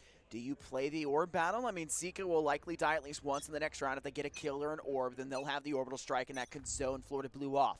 That would make it so that a very possible 8-4 split at half could turn into a 9-3 instead, which honestly is seemingly, even though it's a one-round difference, Dallas, it feels a whole lot more difficult. That one round seems like such a big difference for a lot of players. And Florida Blue, they have ultimates as well. They have that Thrash, like you mentioned. They have the Orbital Strike. Those can be game-changing. Pichu not having the same success as the other duelists in Bay Susie. I mean, fair.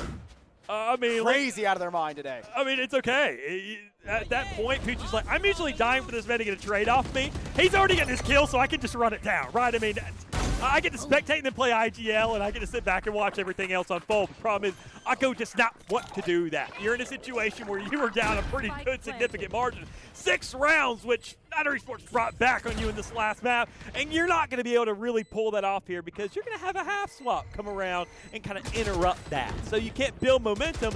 You just got to make what's here count, and they've done exactly that. Orbital Strike still available, Thrash in hand, don't even need to use it because Sika's there, but still, just delay. I like the communication, not picking anything, and still one at a time. Each an individual ultimate coming out where you're saying this should be a 1 round, but if it's not, that's a little unlucky. Who knows? 1 and the second! Florida! They put me in charge. Still managing to get themselves the round after all that expenditure. You wanted it, and honestly, it didn't even take that. It was just a denial, but it was the gun still to do the job. And I mean, it's a game of Valorant. It has to be the gun. The wildest part, I said Florida could use either ultimate to secure a round, maybe even 2. The Thrash and the Orbital Strike. They had to use both. That's what Niner Esports is forcing them. Exactly. And Sika going crazy. I said they needed a death and a kill, and they got more to get that back online as well. And now they've got the lockout utility. They've got the lockout ults. But they don't seemingly have everything. So they're lacking a little bit in the credit economy if your name is Pichu. If they could get an orb, if they could get a kill, which is what they were hunting for, they'd also have a Blade Storm, which is very deadly in the right hands. And Pichu maybe wants to stop seeing Bay Susie steal that limelight. They want to get their chance as a duelist too.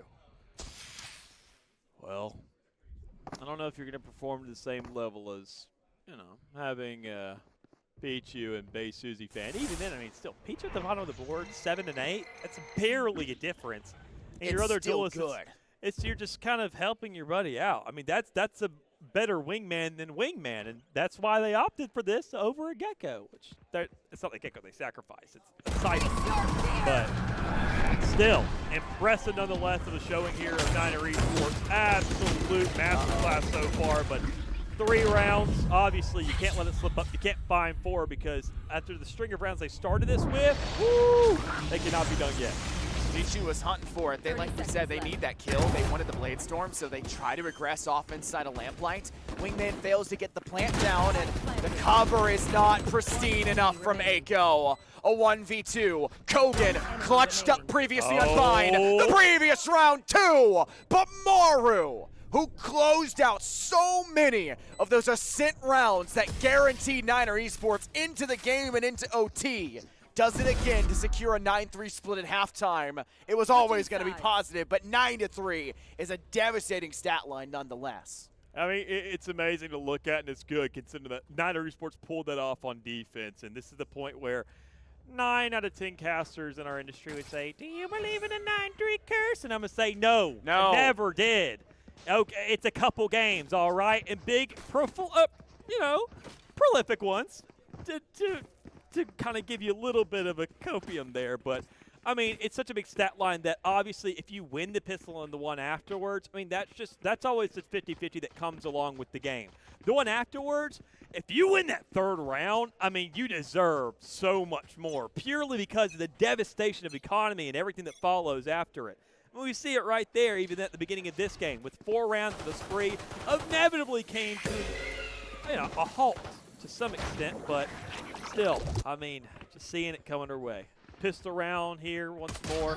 Florida Blue has won so many of these to start off the day, and I've been relatively slacking and having to answer back for the ones that Niner Esports have found in this series so far. So maybe they'll repeat history and do it once more to make it a 9-5. Niner will start to put the point down. Nice though, he's mostly just baiting. Kogan, who's pretty darn good right now for Florida Blue in the last few rounds in terms of securance and assurance. It's another off towards metal, and you'll lose Maru on top of this. Niner Esports don't like what they have on A, so they'll go, maybe B is going to be a little bit different for us, folks. Manifest Destiny off to the opposing side of the map, but it's nothing but gold here, and it's turned quickly into fool's gold. You get one, but you lose your teammate, and now Precise is stuck in a 1v4. They have to ace, and it's a trade in the exact moments. That's a closure. It's a decisive loss in a pistol round, and it's really something Florida Blue needed, because you don't want to give it into 11 possible rounds when they get their first, and then likely get their second with weapons. There's the ammonia. They've woken up. They're here to play. They've gotten themselves a pistol round. Do they find the same string of rounds, the same result, the same defensive side that Niner Esports worked with? Well, I don't know. It really comes down to does their duelist find that same amount of just prowess, that same influence in this game that we saw Bay Susie fan find. And that's a lot to ask for. That's a lot. That's a big set. This Raze has to be like a size 15 shoe, because they are very, very big shoes to fill. Yeah, this is, and it's not even a matter of positioning or getting those kills. The precision behind Bay Susie's placements and potential was crazy. Always knowing where they needed to be to take a player for Florida Blue off. This round, though, pretty easy to see how it's turning out. Nothing but blue in the kill feed on the left side of it. 4K for Alpha Pure. If you're going to feed into one player, maybe not the Viper's pit, less active of utility. And on the defense, it can zone you away. But it is still pretty darn annoying if they pop it in a post plan and now you've got to retake your own objective with no vision over it and the constant noise of somebody tapping it. Well, that's the beauty of the second round, where if it works out for you, say, man, it's looking good for the third. If it doesn't, you say, it's okay. We had nothing but pistols, and they had a buy, and it's just how it works. It's not going to be all that great, but they are keeping things rolling, to keeping themselves in this thing, and Florida Blue, understandably so, making sure to close that gap that separates them and Niner Esports. But this is the round where Niner's supposed to wake up. Hey, Susie fan, went to hibernation for a little bit during 2 rounds, saying, hey, it's the first 2. I don't have a full kit. I don't have a judge in hand. I can't even afford that. But once I can even afford a judge and I get blast packs and I get vandals, that's when this team starts to wake up, because you got an absolute predator leading the pack. Do you think Bay Susie jumps off despite their amazing rifle performance today off the judges, off the shotguns on the attack? I think it may be misguided. I think you give that to the Jets, honestly. Let Pichu have the closer engagement. Let them sit further back, because Bay Susie's pristine with their crosshair placements. They are a little behind here, because Florida Blue are starting to get some kills, catching Precise in the reload, and assistance from Maru. It will be double digits for Niner Esports. Costly though it may be, that is now the checkpoint or chokehold. We coined it as such, and now we have to see if it holds true, because Florida eventually got gate kept last map at 12, but still, it tends to be the spot where teams struggle. Not round 6, not round 7 when they get there. It's when it gets close and they start to maybe let off the gas more than they should. Exactly. That's always when it happens. That's why I don't believe in, the behold phrase that so many other casters mention, because that round right there dictates it. If it's 3 in a row, you're saying, all right, you know what? I'll give that one to you. I'll give that score lineup to you. But it never really comes down to that. It comes down to this round. Does Niner Esports get complacent, say that the finish line is right there? We can literally see it. It is within our grasp. But if you just don't make the effort to reach out and hold it, then none of it matters, because somebody who wants it that much more is going to just pass you right when it matters the most, just like we saw in that last map. Yeah. I mean, it was just so darn close. But still, Niner Esports, they were so close to success. They once again, it was within their grasp. And they're not going to make that same mistake twice. I think, honestly, the drive from that last map is enough to say, we're not even chancing it here. I was going to say, if there's any team that would not fall into that mindset, it'd be the team of Niner Esports, who clawed back a 6-round spree and a 6-round just failure on their parts, giving it to Florida Blue. They're hungry for it. They know what they got to do. It's to get this spike down, and it's to start to pressure forward and catch Florida Blue off guard as best as they can. And unfortunately, that's just not panning out in either of the angles they've been swinging. The spike's been tapped, but they know the shower's pressure is there, and they want to concede off this point, but they can't. They know they have to kill. Your job's not as simple as just saying it. You've got to do it too. Off and Cubby, they're standing on bench. They've cleared out the wingman. 2-player through showers. Kogan will swing this first. The fade utility, that is perfect. And Kogan uses it. Amaru lines it up! Amaru! Stop swinging together, Florida! It's a 1v1. Sika versus I Touched Grass. Get And a molly. Sika can There you hide go. the molly. Bowman? Do you want to line them up? Do you want to stand out? Touched Grass. The molly isn't set in spots. It's too far, too short. That's a training exercise teams don't go through enough. Is playing lineup horse. You got to be ready for any angle at any point in time.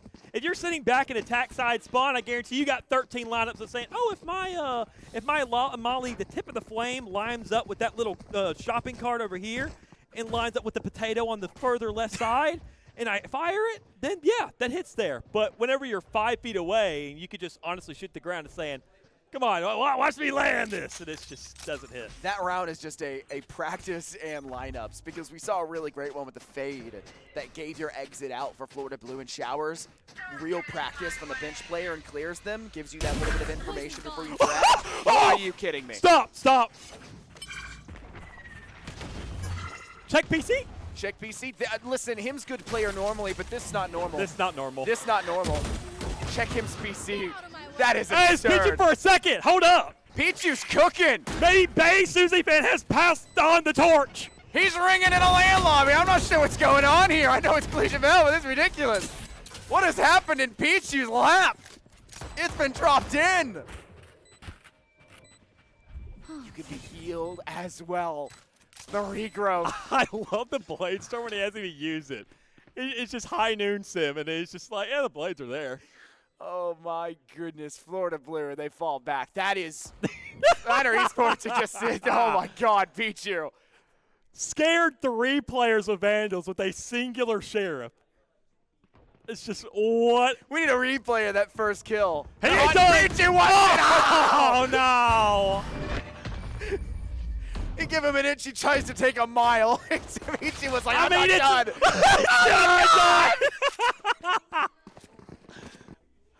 Well, you killed Pichu, but there are other players on the team. It's not just Pichu in this eco round. That round it kind of was. I get it, but still, man, I mean, even then, Pichu, there's no reason you don't go for that. You're using a blade storm and an 800 cred gun, so it's like, if I can rob another 29 out, why not?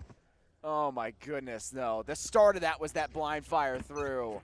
Yeah, that's really unfortunate, though. That it just lands, and then that's a free upgrade for somebody else. It's not just a free upgrade. It's a total shutdown of that utility, the Viper's right. Thing, right? I mean, it's just Alpha Pure is just forced to sit and eat it. That is the well, they're not done yet. Thing. Pichu with a Phantom. Bay Susie fan says, I can do it too, but I may only have a shotgun this time. Hunting for their 12th round win. Refusing to sit back on their haunches, refusing to lay into their heels. Pichu! The Phantom downs the fade. Precise! Wait, what is this team? Strikes in! Oh my God! Flawless for Niner Esports. They're hitting gold on Bind. 12-6 and Florida Blue thought they could climb back in. Oh my goodness. It's just, this is a different team. This is a different beast, man. They're done with it. After that last map, I mean, we've seen that last map, obviously it's a set. We're expecting a lot of close results. We're expecting teams to go trade for trade, blow for blow every single occasion. We've seen multiple flawless rounds from Niner Esports in this map. It's just something different. And even then, to know that we're still going to this distance, to know that still this lineup, Kogan is 20 and 13. It's like, my dude, goodness. I got to get some help out here. Grass is on 11 and 14. 2 more teammates at 10 and 14, 10, 16. It's not like they're as a team exactly. or doing bad collectively. They're here to play. It's just Niner. It's just Bay. It's just Pichu's random resurgence. Where has this come from? I don't know, but I think the Red Bulls finally kicked into their drinks. It only took them a map and 2 quarters. Niner Esports into the foray of showers. Bay gets one, refracts precise for a second. They grow a bit over greedy. Okay, and hold on. punishes a 3 versus 2 Stay humble. now. Pichu. Hey, Bay's gone. It's my chance again here, bud. 2 versus 2, removing the initial fight. Sika Unsure of the waters, testing it nonetheless. No positions known for sure.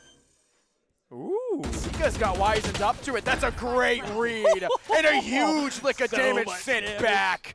Absurdity here on Bind on this A site. As with Spike down, Niner Esports are knocking at an end to this map.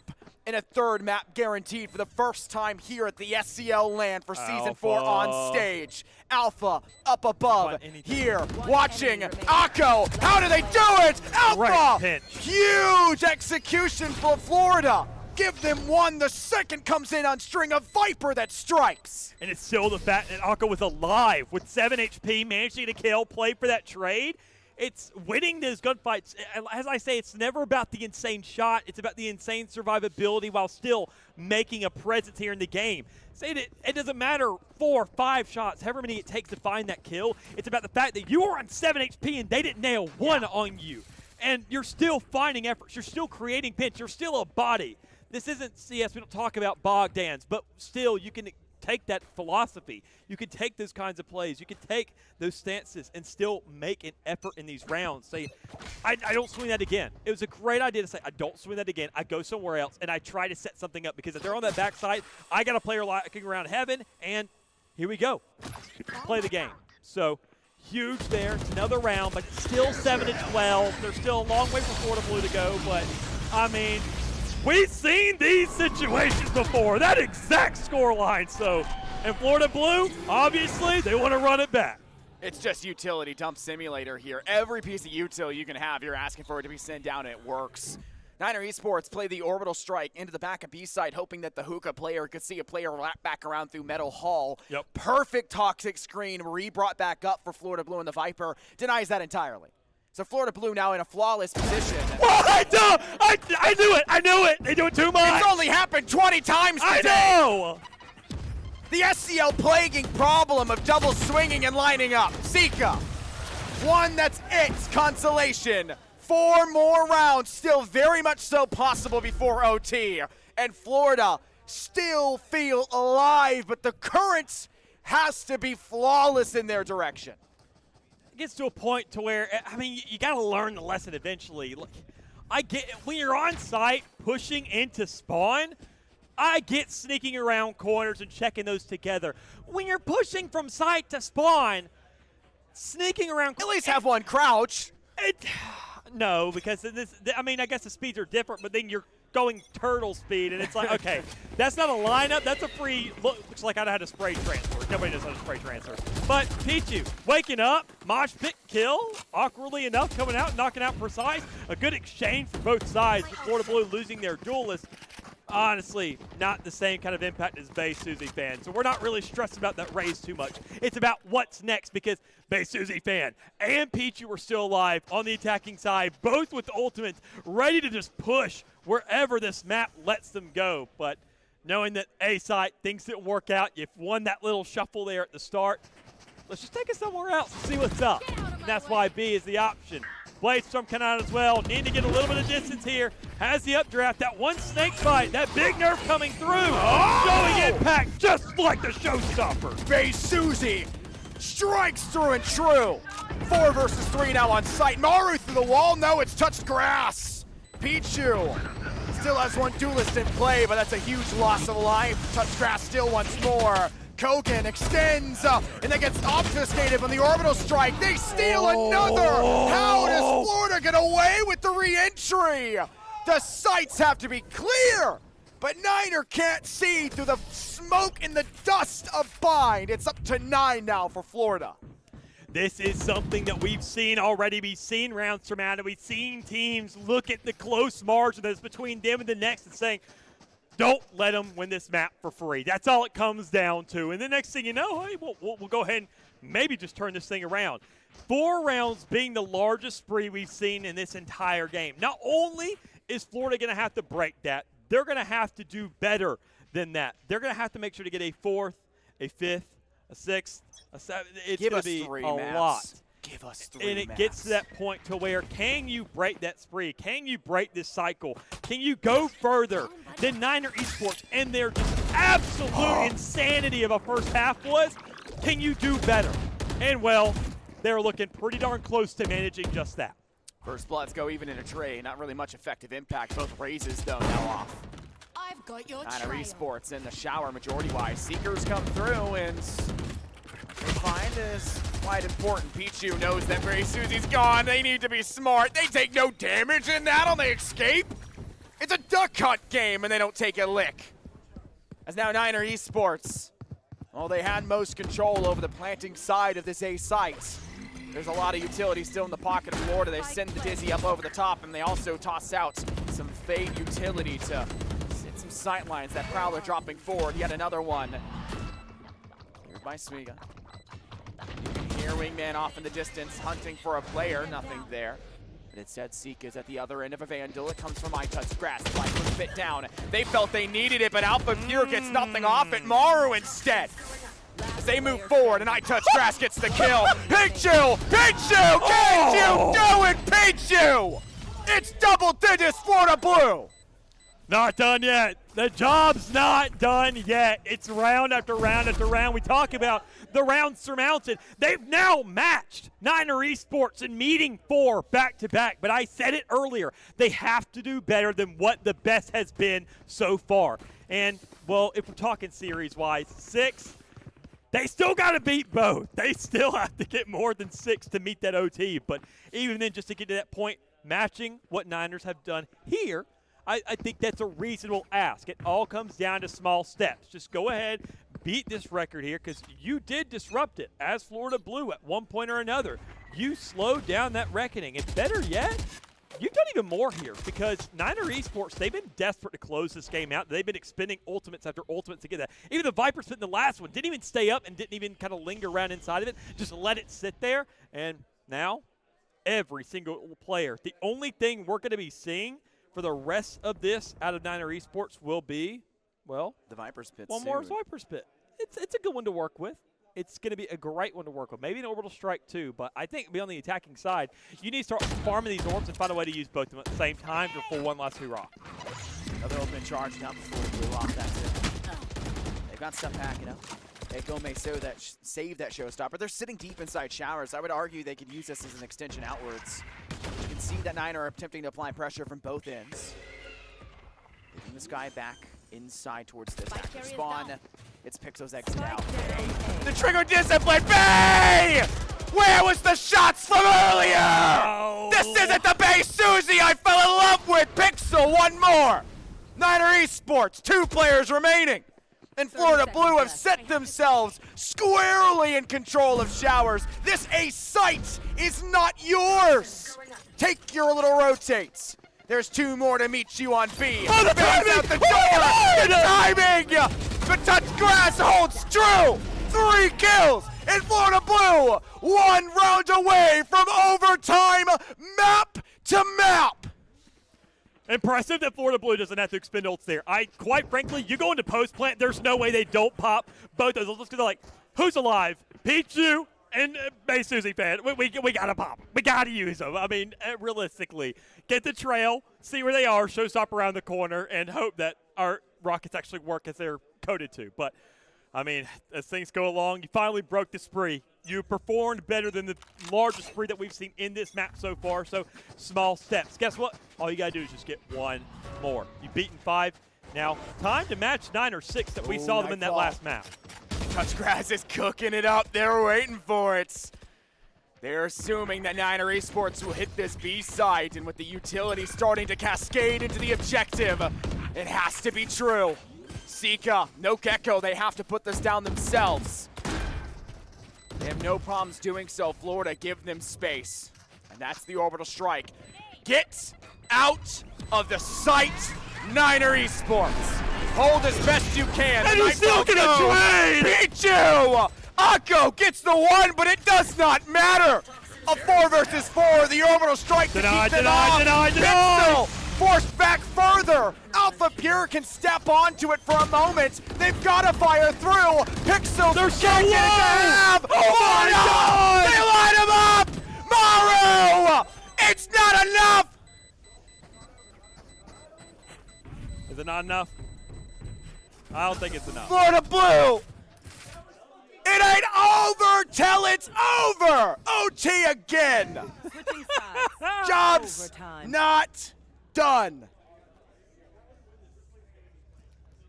This is Second cooking up map. to be one of the best SEL matches for Val we've ever It's for had. third place. It is for third place. It's for third. Where were these teams earlier? Oklahoma and BBC, you got big shoes to fill. Hey, I got a line on map 5, so y'all can at least make that happen. I'm just saying. But all things are real. I mean, back to this. I mean, 12-12. I mean, we expected a map number 3. And even if we don't get it, I'm not complaining. To even find ourselves in a situation where Florida Blue understood the assignment that N9 Esports had given them. Saying, all right, if you want it that bad, do what we did. We obviously wanted it, and you can tell that they're here to play for it. And even then, it's not even a let-up, realistically. I will say, comparatively, Base Suzy Fan and Pichu slowed down the attacking side. But Niner Esports' first half was more of was a masterclass of the just prowess of the duelists. Florida Blue, though, it has been a collective effort where everybody has been there. Niner Esports, defensive prowess off of an offensive powerhouse. In Florida Blue, the power of teamwork, looking like a Disney special, and it's working. It got them here. They learned their lesson. It could get them further. Shots connecting for Niners defense in tube. It's Maru. Lines up 2, knocks them down just the same in Florida. Off on the board. They don't like B, but they really have no choice. Where can you go? As your 2 players you had initially off on the other side have rotated in. The commitment must happen, and soon. So you've got 3 for Niners stacked up in the back of site. 2 wary that there could be a rotate in. No matter what, they'll be able to step up for the post plant if it even manages to go down. But this gunfight will be fair. They'll isolate Maru for their third. As Pichu, it's a buddy ace, the full house. And Niner Esports say, we'll top off what we couldn't do previously. That's where we thrive, the defense. Oh, I'm about to start tweaking, man. PTSD's kicking in. Already, I mean, just seeing that after all these rounds that get surrounded, the team that was on top the entire time just says, no. Wait, I mean, that was a fun ride. I'll give it to you, but like, nah, this can't happen. It'd be real funny if all that work you did was for nothing, honestly, right? it's like, thanks for the scrim inside of our real match. That's cool, but we're going to be right back to our regularly scheduled program. We're going to do what we did during the first half. We're going to wake up. But, I mean, to be fair, it's them, what was on their relatively speaking, or stronger side. It was back on their defense. We expected them to win that. That's where they found so many rounds back-to-back. This is really the big coin toss that we have to look at over and over again. It's going to be when Niner Esports wins the defense, do they win attack? Because they always find a way to fumble here. Hey, Suzy went in alongside Pichu. Pichu slow to it. Falls back instead of engaging. Maybe the right choice, honestly. So they can play a whole lot smarter. The spike, do you go for A? I don't really think you have to commit here. You've got 60 more seconds. You can make the rotate if you wanted, but now your flank's completely cordoned off. It's a TP. That's told you that the wraparound means there's no one actively on B, or at least there shouldn't be. Precise. Tucked away, and they get it. Is there more? They don't know for sure. That's now at least clawing back a little bit by a little bit. The Niner Esports side. Dallas, I'm sorry to say it, Maru's been so darn good recently. Yep. I would not want to peek this Viper back through this hall. But Echo has to. The Roomba that can draw sight lines. Do you have assistance? Get a peek on off that? of it. Oh, what is that Nothing. even for? That's why Grass comes in on the flank. They want it in tandem, and they'll get it. Precise. This could be insane. This could be crazy. They'll cover him quite well. Florida. They want to keep it going. They want to keep it going. And I'm here for it. Florida's saying, all right, we're going back to Niners being on the defense. This is the big hill they have to cross over. I mean, it was what was posing a threat for so darn long because, I mean, surely we saw the same spree of rounds afterwards and the adaptations being made. Eventually they find themselves that second and third round so late into the half. But it still feels like now that it's been so long, they just kind of forgot what that defense felt like. They're saying, all right, let's get acclimated to it again. You're going to have to keep on throwing it to us over and over again, and we're going to have to overcome that. And it only took them, well, realistically, like 1-2 tries with how that first half went. But can they handle that while swapping up themselves every single round? Everything has to change round by round because right now Niner Esports, they're taking a little bit, but they're also losing so much. Yep. 6 rounds in a row, something they managed to do themselves. We weren't able to do Florida's match and say, hey, 2-0 is all you get, no T, we're done with you. But they'll progress forward. Maru is down. That's a little bit sucky for Niner Esports, but Suzy steps up. I'm not done. It's 3 kills, and let Precise clean up afterwards. That's the defense, Suzy, we know. I touch grass, well, you're going to have to touch somewhere else because you're at a pixel of HP, and that's your teammate. Sorry to break it to you. Niner Esports. Yeah, not a problem on the defense.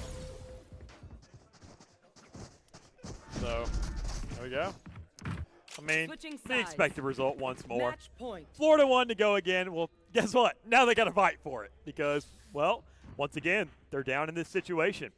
Giving Niner Esports the win when it comes around to being on that defense, and now they're right back to the attack. And as I said, it's Niner Esports. They get around to this point where they should more than likely win this coin toss. It took them a lot faster to get accustomed to it because if you look at the spree, it was 4 to start with on the defensive side, but on the attacking side, it only took those 4 rounds to go on a spree of 2 rather than just kind of an off chance of that one that was following that 4 in a row. So I think honestly, realistically, I mean, we need to start farming some stuff here because, I mean, no matter what, somebody needs to get a first blood and then just needs to go look for those orbs.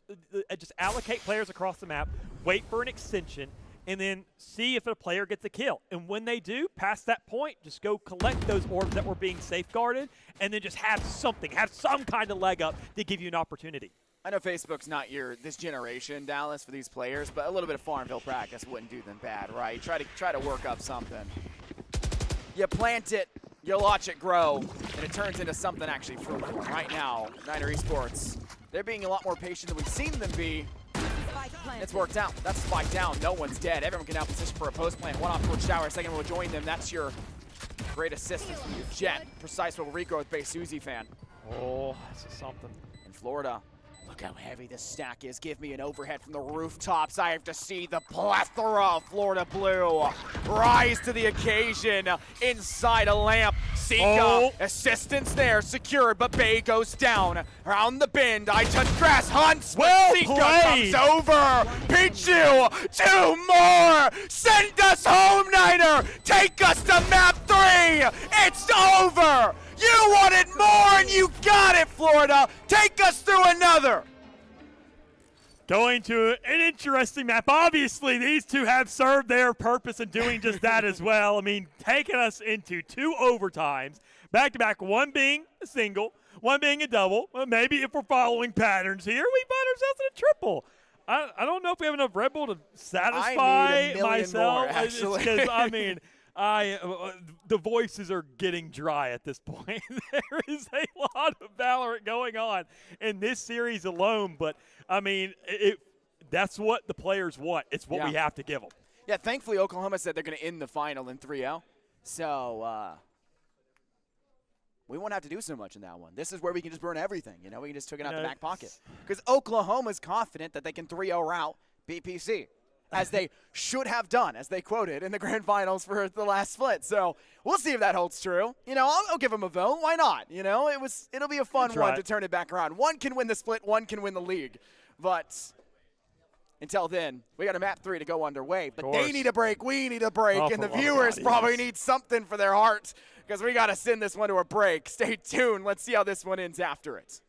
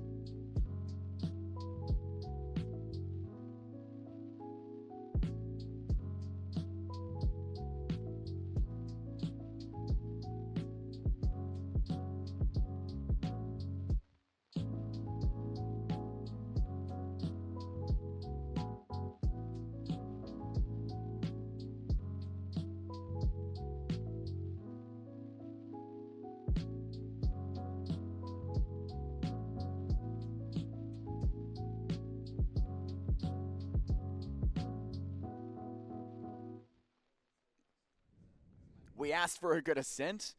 We got it. We asked for a good bind. We got it. Oh, now we've got to ask for a good third map, and I'm sure we're going to get it. It's a good map. Good map. It is a good map. It'll be a good map. But, I mean, realistically, it always comes to these points where it's more of a jog than a sprint. And seeing how long these maps have gone, it gets to the point where, I mean, players aren't going to be able to – that's a floor that they are raising, on a map-to-map occasion. And it's a floor we don't even really see most of the time when it comes around to the competitive scene. So to ask for more, I feel like we're overextending. If we ask for that again, I thought we were going to get like a 13-2. So let's just not ask for it. Let's ask for a 13-2, and then maybe we'll get like a triple overtime. Dallas is having the demon in his head that's saying, your voice is dying, your voice is dying, ask for a 13-2. It's winning out right now, Dallas. Give me overtime! I'd much prefer my voice die than see this game end in a poor fashion. I'll try to cast or curse it. If you get a 13-2, it's your fault. All right, well, don't 13-2 it. Give us a 13-3 then. How about that? Fair enough. But, I mean, realistically, going into Lotus, I mean, this map, no matter what, even 13-2, 13-15, whatever it may be, it's still going to be marginally longer than what we see on Bind and Ascent, purely because of the pacing of this map being so much slower, being so much more methodical, teams just having so much more sites to choose from, that they like to kind of take their time of figuring out what these hits are going to look like. Where are we going to go with this? How are we going to play this thing out? What, is B site looking good? Is C site looking good? Can we really shift halfway through? And maybe, just maybe, Niners learned a couple lessons during their matchup with Oklahoma for this map specifically, because there was a lot, I wouldn't say a lot of mistakes, but it was just simple stuff. And we even were talking about it afterwards, where Winders got like what felt, I don't know, maybe 10, 11 kills just in that like kind of secret tuck away on the A site alone, where it's just kind of like you need to eventually understand that somebody's going to be there. You got to start checking these corners, and it's and especially when the series goes so long, it's not just that one that's usually pretty unorthodox. It's going to be a lot more. So they obviously can't start slipping up now. We'd love to get the players to give us a wave right before they go in, but it's a little slow to do so. They're locked in. I know. That's why I didn't want to do it for the in sake the of production. Select. I didn't want to do it. Hey, honey, get out the computer real quick and wait. Hey, I'm gonna have to ask you to bring out the PC. Nobody cares. Hey, it's their last hurrah. It's their send-off. This confirms third. It may not be anybody's send-off, because one of these teams are going to win. They're going to get a plaque, and they're going to be back on camera with an award ceremony. So if they wave, they're admitting defeat. Like, this is my last match. The wave is in, like hello. All right, you didn't have to make it a goodbye wave. But no, we also have a unofficial 5th and 6th rankings for the SEL LAN, right? Yeah. Texas Tech University, they managed to secure a 2-1 split, I think was the total map score. They took 10-5 on the final map over Clemson. And I'm honestly, in the conversations I've had with a couple of teams, Clemson was a big surprise factor for this event, right? Yeah. They actually performed really well. They were shockingly good from what we were expecting, because I think they had a substitute, right? So it wasn't even their main team, and they were the lowest seeded team also. So it was like, you're looking at this and you didn't expect much anyways. You still got a lot. But TTU did give them a run, got them through. So Clemson still statistically will be that bottom seeded team and that bottom ranked team, but they made it look good. I was very impressed with Clemson. And even then, I mean, I love at least how they gave us that hope at the start of the day when they were up 5-0. It was right off the get-go, but still, just having a lead on Oklahoma, you're like, oh my God, they're going to do it. It's like, they're going to make the miracle run. And it's just, unfortunate. But, I mean, still, to get that practice, to face that high-caliber team once more, and just to kind of be here in the environment. Still, I'll admit, good on Texas Tech, because I think they had a lot more on the line because of how far they traveled. They're like, oh, we better not lose. We better get That's something. like 14 hours, and I ain't losing nothing. But, I mean, there has to be a winner, has to be a loser. But still, everybody's winner just for being here and having the experience nonetheless. But getting things started, there's going to be a winner and a loser of this series specifically. But, I mean, it's been the players who've been losing and the fans who've been winning. Everybody here on this side Valorant. My goodness, has it been an absolute show. Nothing short of one of the best. I would still say it's like the best. We're talking about like the best Valorant we've seen out of the SEL, and in terms of a game, in terms of things on the lines, just how good of a gameplay it was.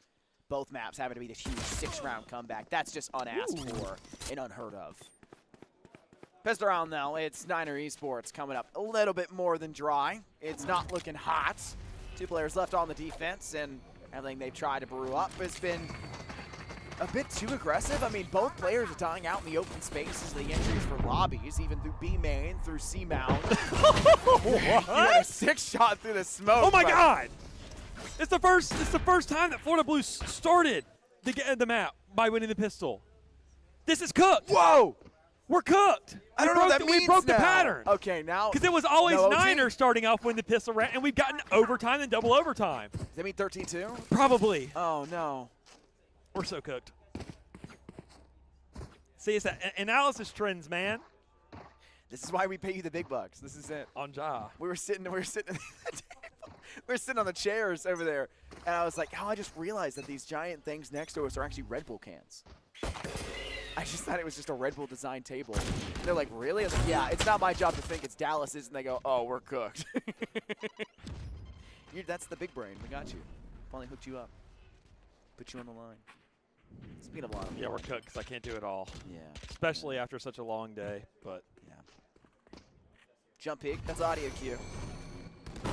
Susie fan will have an ability to escape from there, though already low on HP. Can't really produce much more after the fact.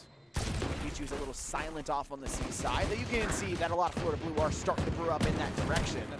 It's a kill instead from it touched grass, as Pichu maybe overstays the welcome on C and gets their head taken off. Just the small coattails that were showing up over that small wall on the objective.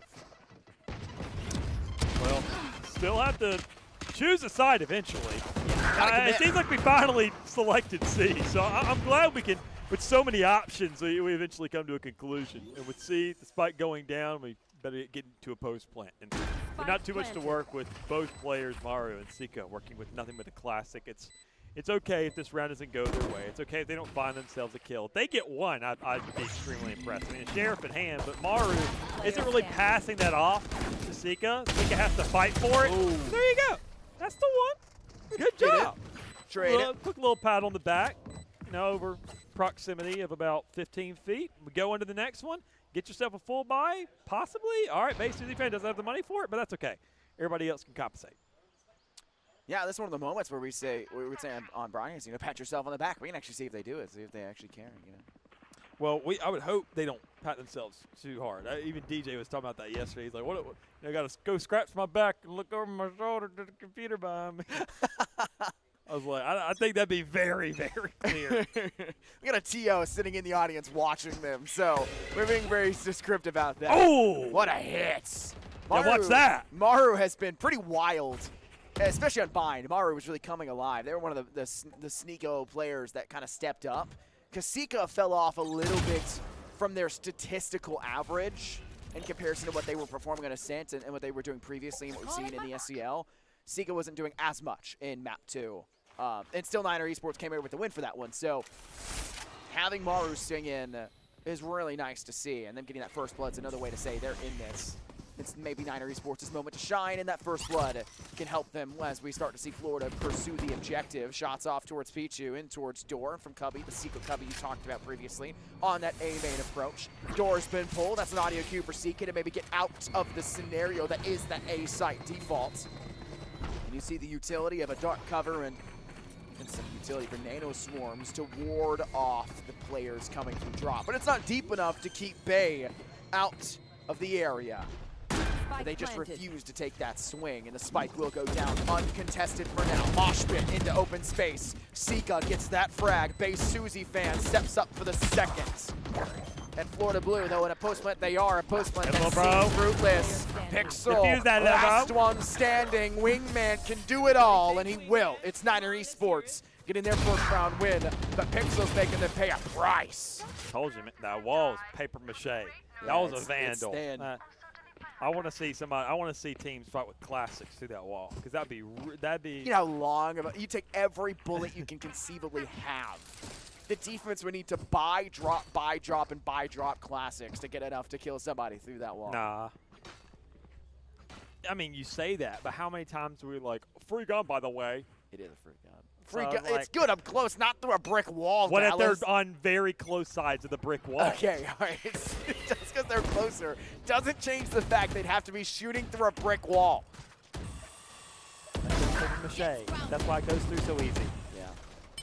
guns in the hands of Florida Blue are able to obviously manage to get themselves a purchase after that last round where it was just more of a carryover bonus from what we saw in the second round. So we're expecting them to at least kind of be firing on maybe not all cylinders, but at least enough to kind of keep them going here in this matchup and get a good start to close out a player. And that's exactly what they did, shutting down one of the players that double duelist. Niner Esports going for a relatively similar composition to what we saw on Bind with that, dynamic duo, the Rays and the Jet. But I just don't know if we can really ask those two to replicate the exact same thing we saw on Bind. Paranoia goes out. And it goes hunting for something. Boost back to the other opposing pin. One thing to point out is we actually haven't seen a lot of what I consider the two best Rays players we have in the SCL. They're going to be in the finals together. Against each other, I should say. But I really do think Aiko has put a stand-in for them. I think they could be considered the third best. And they're vying for that competitive. Niner Esports, though, want a piece of that pie and maybe throw Pichu up there, but Pichu really did their best on Jet, following behind Bay Susie. And Bay Susie did it with the gun up on the legs. Aiko now 3, hunting for more. Paint shells go backwards, not really what you want, but it's a 4th kill. Guns up for a flawless round for Florida Blue. Big stands here for them. I mean, just a third round now saying, okay, this is the point where we start to wake up. Niner Esports on the defense, going that double duelist. Now seeing the actual kind of defense that we were expecting out of them on Bind. Now, that's no real bash to them. Obviously, they just kind of honestly crushed all expectations on that last map. This just feels a little more realistic is all I'm saying. And when they go to the attacking side, they should be able to replicate this. They should be able to do the exact same thing to kick things off. But there's still a lot of game to go. There's still so much in the hands of these players. But speaking of what's in their hands, it's another eco for Niners, so you can't ask too much out of them right here. Well, that plan will be made for Niner Esports as they face some early util dominant from Florida Blue. They have made a gamble. They put most of their players up on the A side, which is somewhat to be expected when they have some weak to work with. And while you did see Pichu do something cheeky, waiting for the door to be pulled and wrap around through, it was only a classic, and though it may be free, you gotta pull the trigger to actually get something off of it. I don't think they ever took a shot, let alone right-clicked to secure a crazy one-shot that gun is so capable of. But it's 5 up for Florida Blue, 3 remaining for Niner. They know Maru just around the corner. Maru can't get anything either, and now they're conveying Susie fan just Sika. They had a Guardian in hand, but a Guardian no more. That site's free. And Florida Blue get it and the spike down. That credit just continues to flow in their pockets.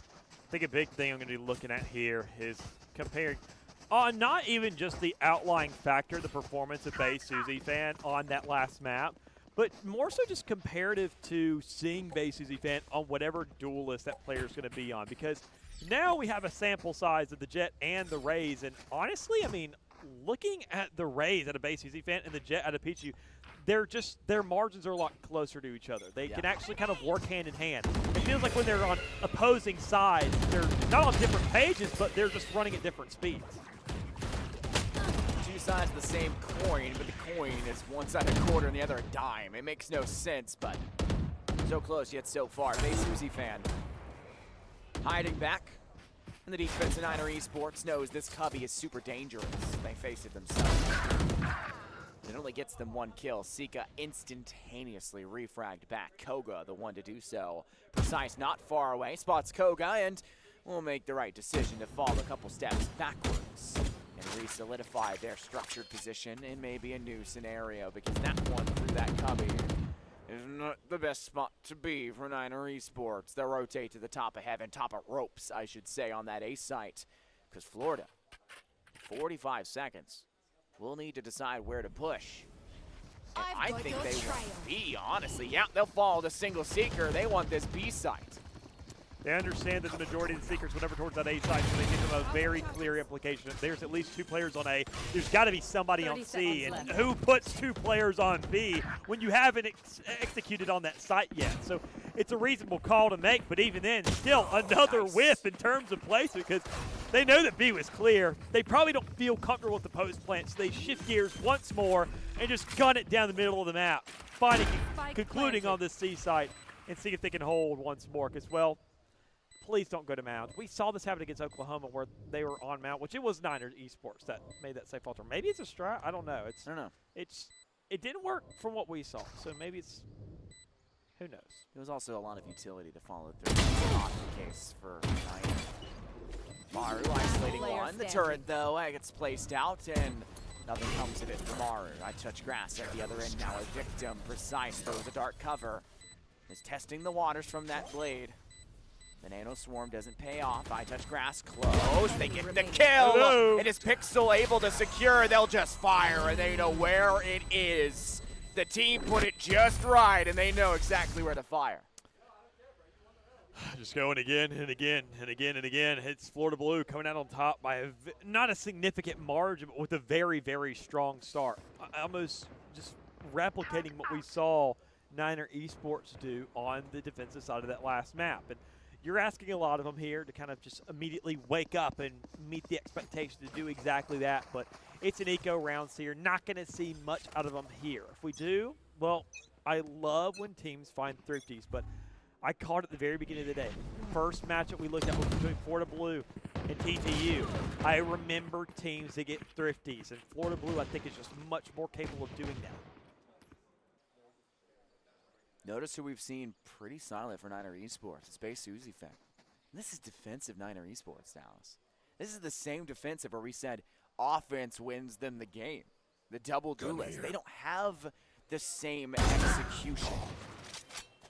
And I think because of that, we're seeing them a little bit more stringent on these pushes and the angles they have to pursue. It's just too much distance lengthwise to try to overcome. The rifles at distance is so much more impactful if you don't have to worry about every corner imaginable. It's just a free sight line. Niner Esports' Bay can't do it. Pichu can't do it. They've changed which duelist is who, but it does not matter. This is a Florida solid start to this first half, and it looks like it's going to be a 6-1 as they hunt for Precise and are starting to pay the price. There's only one.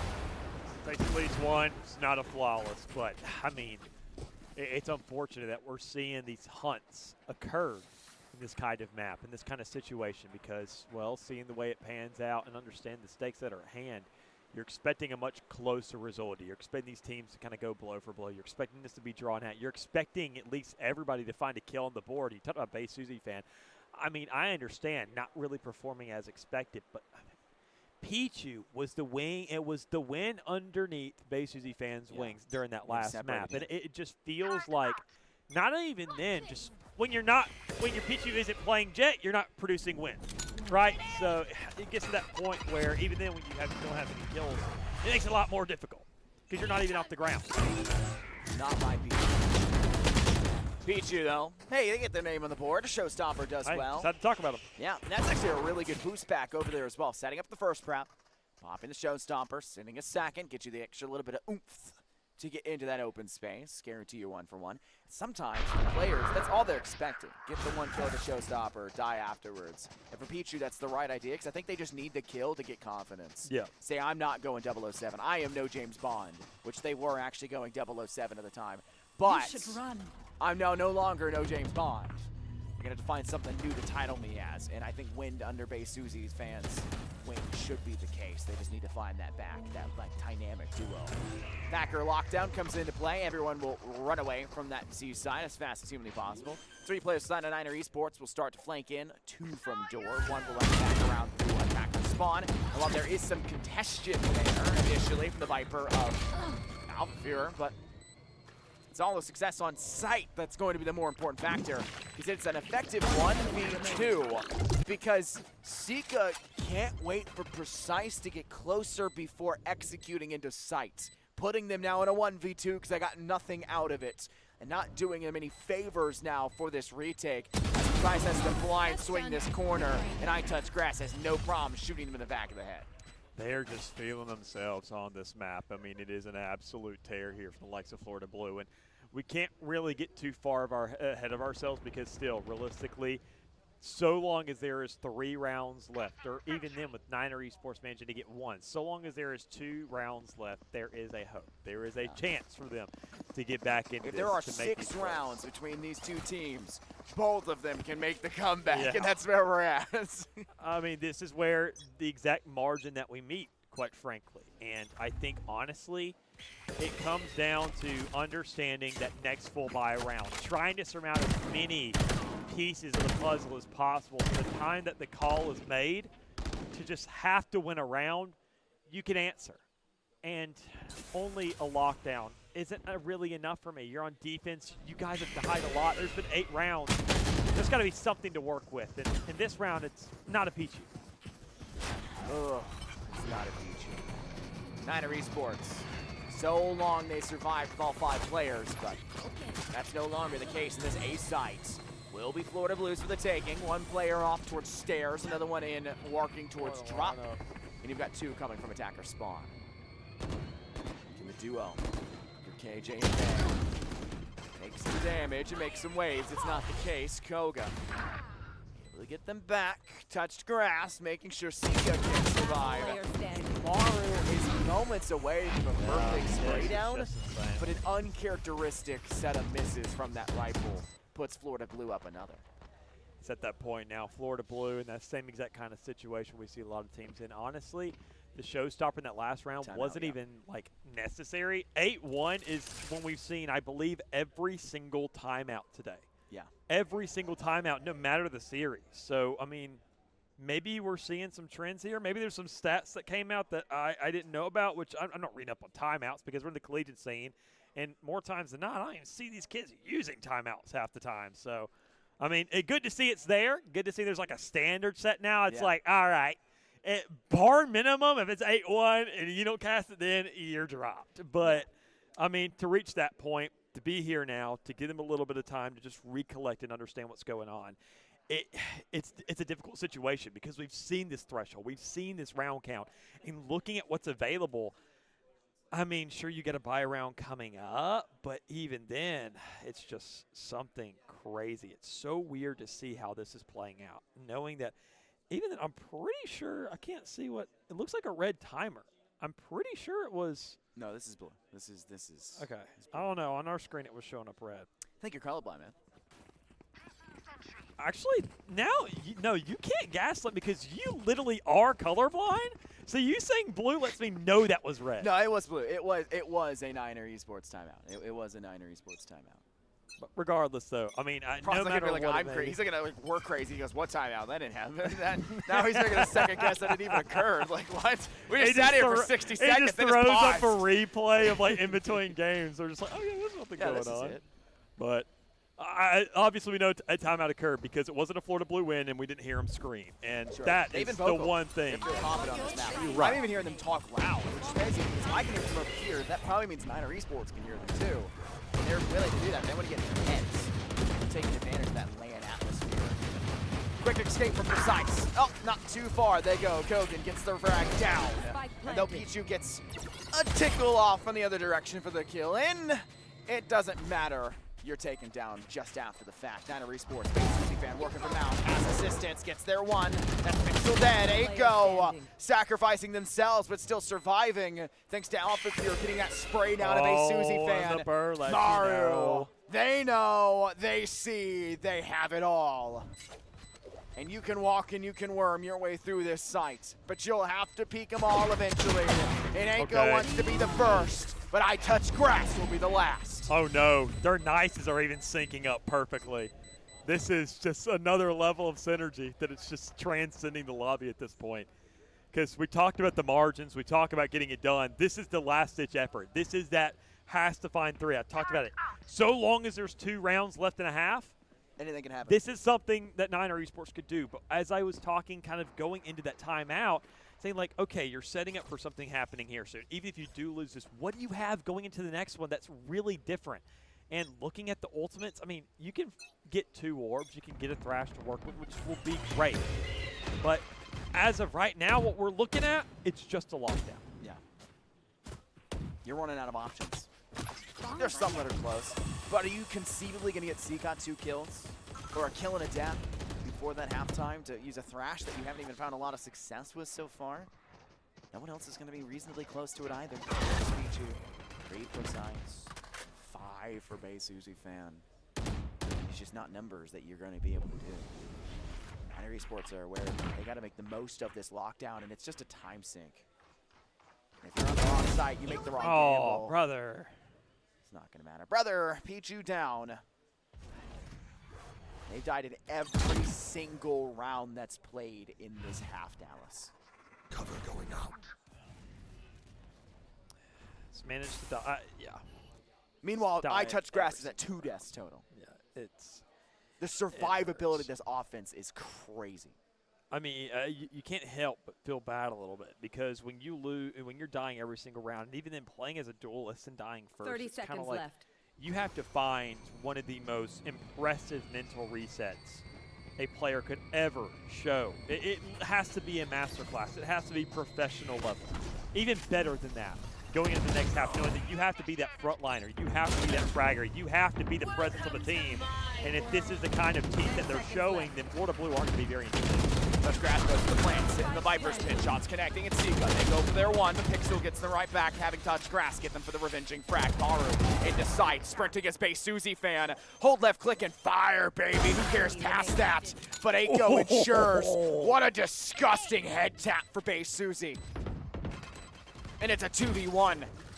Maru has shown us glimpses, highlights. There you go. It doesn't matter. This one will be denied. And Well. this half looks rough Round in for the Niner half. Esports. It's definitely not the team that we're typically used to. It's not the stat line we were expecting out of any of these players realistically. Sika, we know, has been able to kind of hang with the best, but still not even performing in an individual right on this one. Talked about 2 rounds being necessary so long as there's 2 rounds available in a half for your taking. This looks doable. But this is now a game where we see best case scenario 10-2 or 11-1. And honestly, we've seen these massive streaks of rounds be put together. We've always seen the team that's up win the first OT. Well, Alpha Pure, that's unbelievable. you don't get there. Sika was the player for Niner Esports in Map 1, Dallas, that was topping the team for sure and gave them hope to get that comeback on Ascent. That's absent here. They don't have that player that's giving them hope. I think because of that, we're seeing a slower Niner Esports. Oh my God. Plant will go down for Florida Blue. They are very much so clearing out that A site. And though there's 2 weapons that are dropped off towards C main and C lobby. The HP pools are low. Niner Esports don't have to close a lot of ground to get in towards that space. Guy takes a shot, by Touch Grass. Takes down 2? And though they are detained, does Who it matter? cares? Sika has to go crazy. Time is in fact running out. The mosh pit, paranoia, This round is- the corner, double swing. Time is running dry. The boost pack will throw them off, and it's perfect. Florida Blue get the 11th. Guarantee a dominating first half. 11-1. It's at a point where it takes a pistol, and then it just a force buy from Niners that just doesn't work. Or best case, they win a pistol, they win the one after, and then Florida say, all right, now we go to work. You've gotten 3. Congratulations. But I mean, we've seen insane comebacks over and over again.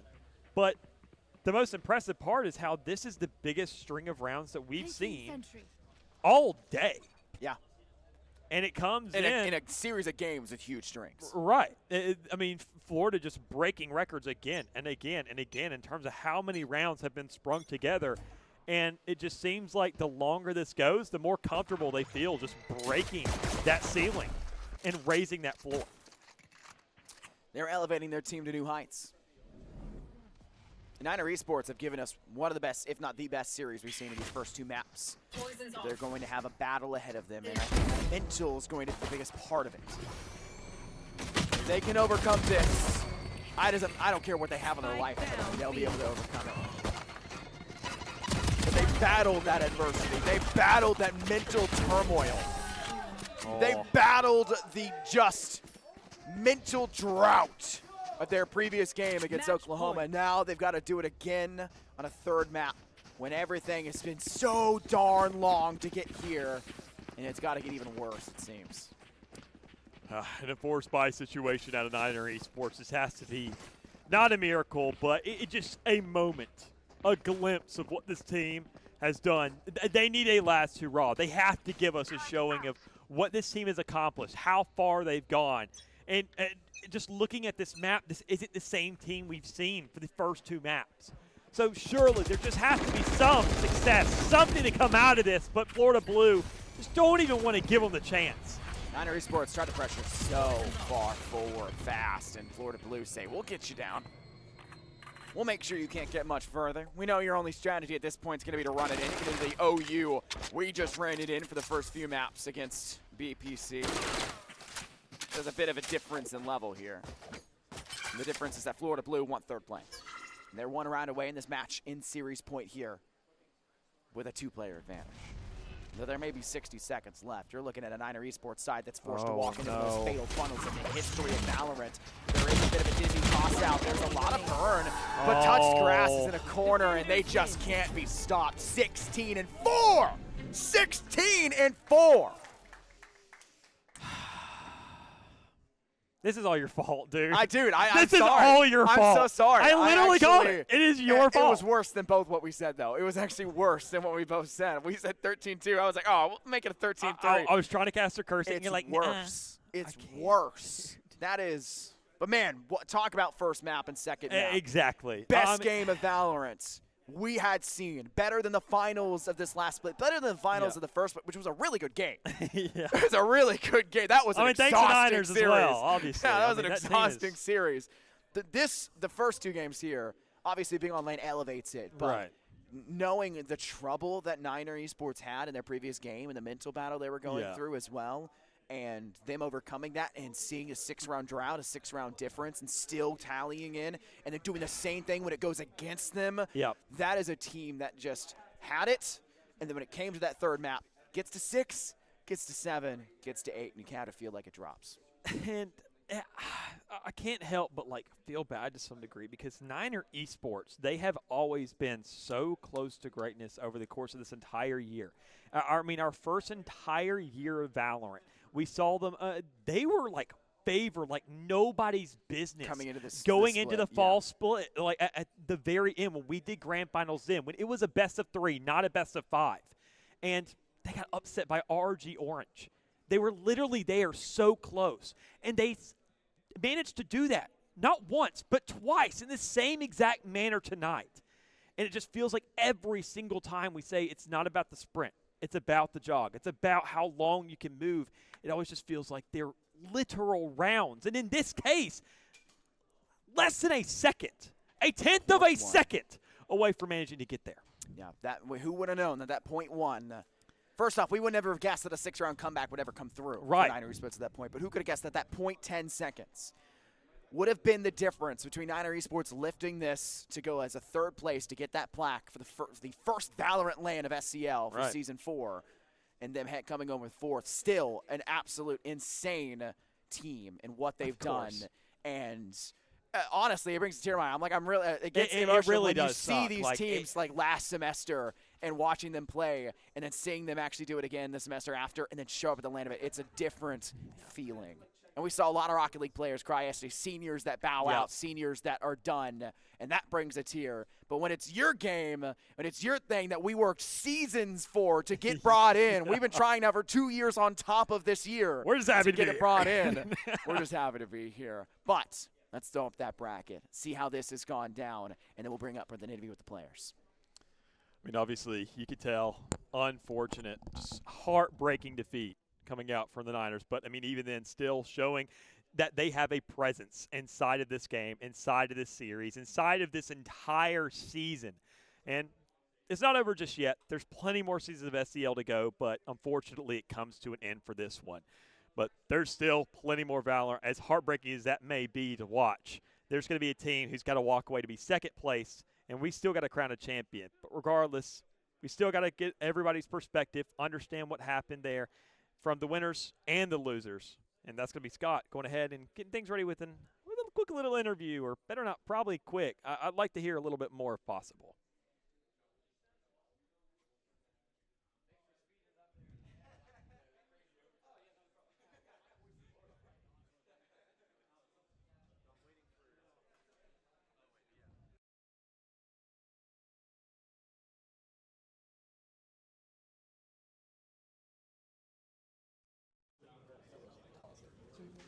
Season 4 of the SCL LAN has now come to a conclusion for 3rd and 4th place. And we have our unofficial 6th and 5th, right? Clemson, TTU, now Niner Esports. And then we had, of course, Florida, who come in 3rd. So close. And I mean literally so close. We've said it, 0.1 away. No one would have seen that one round would have been the difference between a 3rd and 4th place team, but y'all showed everyone.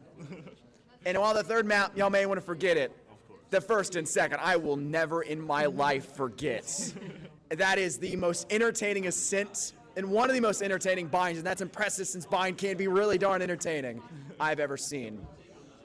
So first off, huge congratulations to you guys for coming to LAN, making it to this point, stepping in, and performing really well. Clemson really surprised us with how they performed this year and at the LAN event. TTU did that. You guys stepped up to the plate, did the same thing. And even though you do place 4th here, you're placing 4th out of every team that's been in for the last split of SCL for Season 4 and this split since you seeded into the LAN in the first place. So you're 4th of the best teams in the entire league. So maybe no plaque, but you're a winner in our hearts. Going into map 3, as we have to talk a little about the giant elephant in the room before I want to highlight more of the good parts. Going into map 3, what was the downfall? Was it just the mental? Was it just not prepared? Was it just you never thought that map would come up? We don't know how to play Lotus. Like, I'm keeping it real. Don't know how to play Lotus. Our permabans are Sunset Lotus. Yeah, we usually just let our IGL deal with all of that, and he's not here, so. Yeah, this guy's not supposed to be here. I'm just a sub, man. I'm the one making the calls, and I'm just like, guys, like, I think we should go see. Like, after that OU match with Lotus, like, we were like, maybe double duelist. It did not work. That double duelist, though, on oh my goodness, on bind. We talked about the dangers of it. Now that brings up bind again. Because if the whole thing of Lotus, I got a question about Lotus, if the whole thing on Lotus is we just permaban Lotus and didn't get to, bind, the double duelist was huge. The best defense is apparently a good offense, but the second half they made a huge comeback to lead to OT. Were y'all stressing? Were y'all worried? Because they just did the same thing you did and then secured it, and you guys didn't manage to do it 2-0 in OT. I mean, you just realized their retakes were insane. Like, their retakes, like, every round we would plant the bomb, but, like, we'd do something stupid. Like, once OT came around, we finally, like, yo, let's calm down, you know, let's play it smart. I mean, I don't think any of us were scared at all, to be honest. We were just tired and we wanted to get out of the game, and just like we could not get the energy to get the last 2 rounds, but like there was no chance they were gonna get it at all, like at all. Comfortable on that map. I mean, y'all look great on binds. My voice is still recovering, so honestly, y'all did me and Dallas a big favor, and none of it's gonna matter if BPC in Oklahoma turns into an absolute stink fest in a 3-0 like Oklahoma keeps claiming they're gonna do to BPC. So. Y'all very well may be the best game we've ever seen in the SEL, the best game I've ever casted for the first 2 maps, and the best game at this LAN. And for LANs, you want a really good series, and a lot of them were starting to be 2-0s. So y'all, the first to 3, the first OTs, and my goodness, y'all provided the best show. Ascent, gorgeous. Bind, perfection, where they met and matched. The 6 rounds in a row for both teams, though, is ridiculous. I pointed out on Ascent, you went from a very back and forth 3-3, you know, or 6-6 split at halftime, right? Very back and forth, to then 6-6. It was no back and forth. There was no disparity. It was a straight spree. Do y'all ever feel coming back from a 6-round drought like that, like your mistake you make when you die is the team's mistake that ends the round and ends your map as a whole? Yeah, we usually just put it on the team. We don't ever blame singular players at all. Like, you know, all we're doing is trying our best, and we have just brought back a lot of deficits in our rounds, like in our SCL games and our other games in the league. So, like, we're like really comfortable. Like, we've won a lot of 6-12, 7-12, 8-12, like all the time. Like, it's so fun, honestly. It's fun to watch. It's really fun to watch. It's unbelievably fun to watch. But that's all I have for you guys. I'll let you guys sit and watch. Y'all were here yesterday. Y'all been here a while. And we're super thankful for that. And we're so happy to see you guys after having such a good previous fall semester and fall season. So close to the big success story. Coming back around, you know. We're just super happy to have you guys here. So thank you guys very much. I super appreciate you guys. Everybody, big round of applause because Niner Esports absolutely deserves it for their history in the SEL. But with history also comes the present. And the current present is a team that secured themselves third place at the SEL LAN, which is the best of the best teams for the last 2 semesters. It's Florida Blue. Can the team please come up here? Your trophy is here. It's somewhere up here for sure. I'm sure of it. It's not the runner-up one. I still don't like the verbiage on that. It's the third place. You'll get your picture taken. Find a good spot, I guess. You're really tall. You're going to be in the projector. That's okay. Maybe we squat. Maybe that'll make it a little bit easier on the eyes here. I'll like lean a little bit. You're like leaning. You're still in the projector. That's all right. Kneel like here around the Red Bull container. We didn't think this part through, friend. Put the trophy in the middle. Hit a kneel. Hit a kneel. MVP. I'll get down. I'll get in between you guys. This is a team that has roster after roster to show up, and all of them perform. And now you go even further for it and secure yourself third place. And a big way to do it. Big smiles. Yeah. Map 1, they literally were 0.1 seconds away from sending you guys out 2-0. They would have won that map if they got that 0.1 second defuse out. And y'all held it. You can literally tell the difference between 2 teams, and it's 0.1 seconds for our third and fourth place. So while our first and second place teams are on levels of their own this semester, y'all guys gave everything on that map. On the last one specifically, y'all just ran through it on the first and second maps. It's unbelievable. How do y'all feel after that?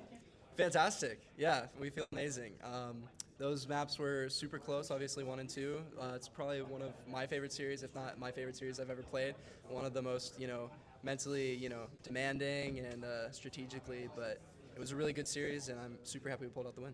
Yeah, it was unbelievably fun to watch. When Dallas is over there, like, fangirling at some point over the progress, going, oh, I can't believe it. You know that he's looking at it, because he casts a lot of Valorant, and he sees some really crazy games that go wild. Same with me, and this one just took our breath away. Ascent was wild, but Bind, they really had your number. They were capable of a 6-0 comeback, but we didn't know if you were, and y'all still managed to do it. Did y'all ever question the mental of that? Did y'all ever question that you could do it, or you just take it like them 1 round at a time? 1 round at a time, but we 100% knew we could do it. No doubts in our mind. We can actually hear you guys up here. I'm sure you guys can hear us too. I'm pretty loud. We can hear you guys, and you're always saying, 1 more, focus up, finish it out. You're going to get the drive, right? You guys literally are trying to drive your teammates and yourselves through this. And it's super refreshing to see. That's one of the things at LAN you can get to experience. How do you feel like it gets in the head of the opponents a little bit? Is that part of you hearing that? I love getting in their head. It's one of my favorite things to do. Just drive them crazy in the process. That's I love LANs for that reason. It's so much fun. If you do a LAN and you sit up on stage and you're silent, you're missing out 40% of the battle, the mental battle. Well, if you're sitting on LAN and you're silent, you might be dropping as many kills as this guy over here. So. Does he sit silent up there and still go crazy? We don't question it. We just take it. We let the kills happen. Just focus up, get in line, and then just do the job. They'll do the mental battle for you, it seems. Absolutely. You just stick in your element, just hyperfixate and get the job done. But speaking of hyperfixating, that third map, there's not too much to talk about. But Ascent, in the early stages when it was back and forth, it seemed like y'all were very evenly matched. But y'all dominated the first part of that second half. What do you think let them back in? Was it personal mistakes, or was it they just played out of their minds and just collected themselves? Yeah, I think some of the strategies we were doing were working. We were just making like minor mistakes that cost us rounds here and there. It was things like post plan or like small mid-round mistakes, but the overall ideas were good. So we just we focused and we kept to our game plan. But I mean, yeah, we showed it in overtime. Yeah. Yep, 2-0. They didn't even do that to you on the second map, right? When they also went to OT off of a comeback from you guys this time, right? Yeah. It was a lot more back and forth, which meant there was just more rounds of Valorant. Y'all took those rounds away in map 3, but we still got to see plenty of rounds at the end of the day. But that's all I have for questions. You guys need to revel in this victory. Third place, you get your trophy, you secure it, and that means you're the third best team in the last 2 seasons of the SCL, the entirety of Season 4. Congratulations, guys. Thank you for having us. No problem. And with third place secured, That means there's only a single battle remaining. The number 1 and number 2 team, the one that secured themselves as the number 1 team of our last split, the most contested split of SEL, BPC, can Bruton Parker College keep that number 1 title, or the really darn confident Oklahoma side somehow be as confident as good as they say and take it 3-0? They're questioning me. No, they're shaking their head now. Oh no, they're back in the confidence. We'll have to see. But we're gonna go ahead and send them up onto the stage as well. Bruton Parker, you were first. You get to center up on stage first if you are at the ready to do so. All right, Bruton Parker, come on up. We'll wait for them. They're gonna get all the way up here. I'm not letting y'all touch the stage until then.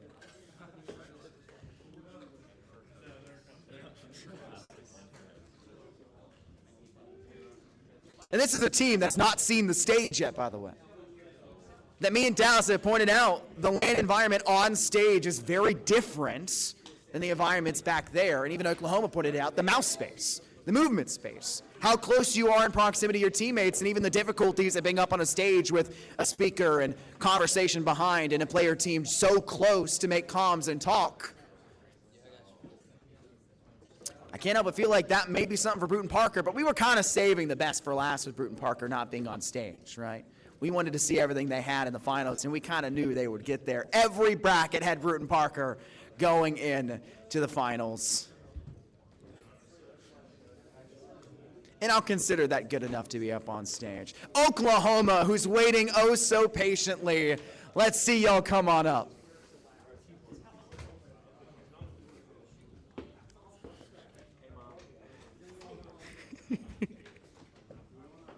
A team that's done just as much work to get to the stage again to take this and now revenge for the loss in a bigger game, arguably, at LAN for the whole season of Season 4, because this is the conclusion.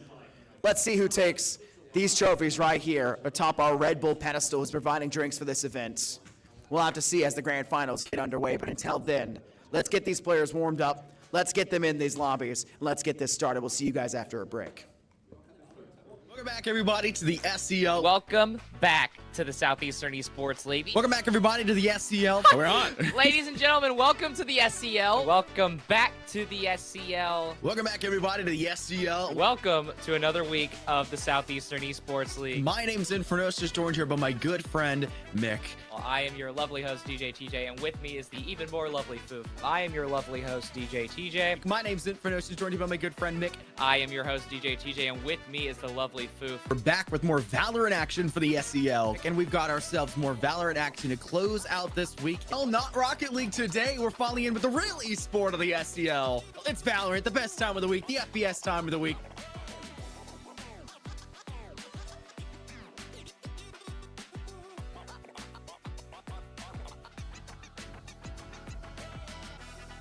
Equilibrium here on the field, a knockout too. My ultimate A third, he's not done yet, because it's a fourth.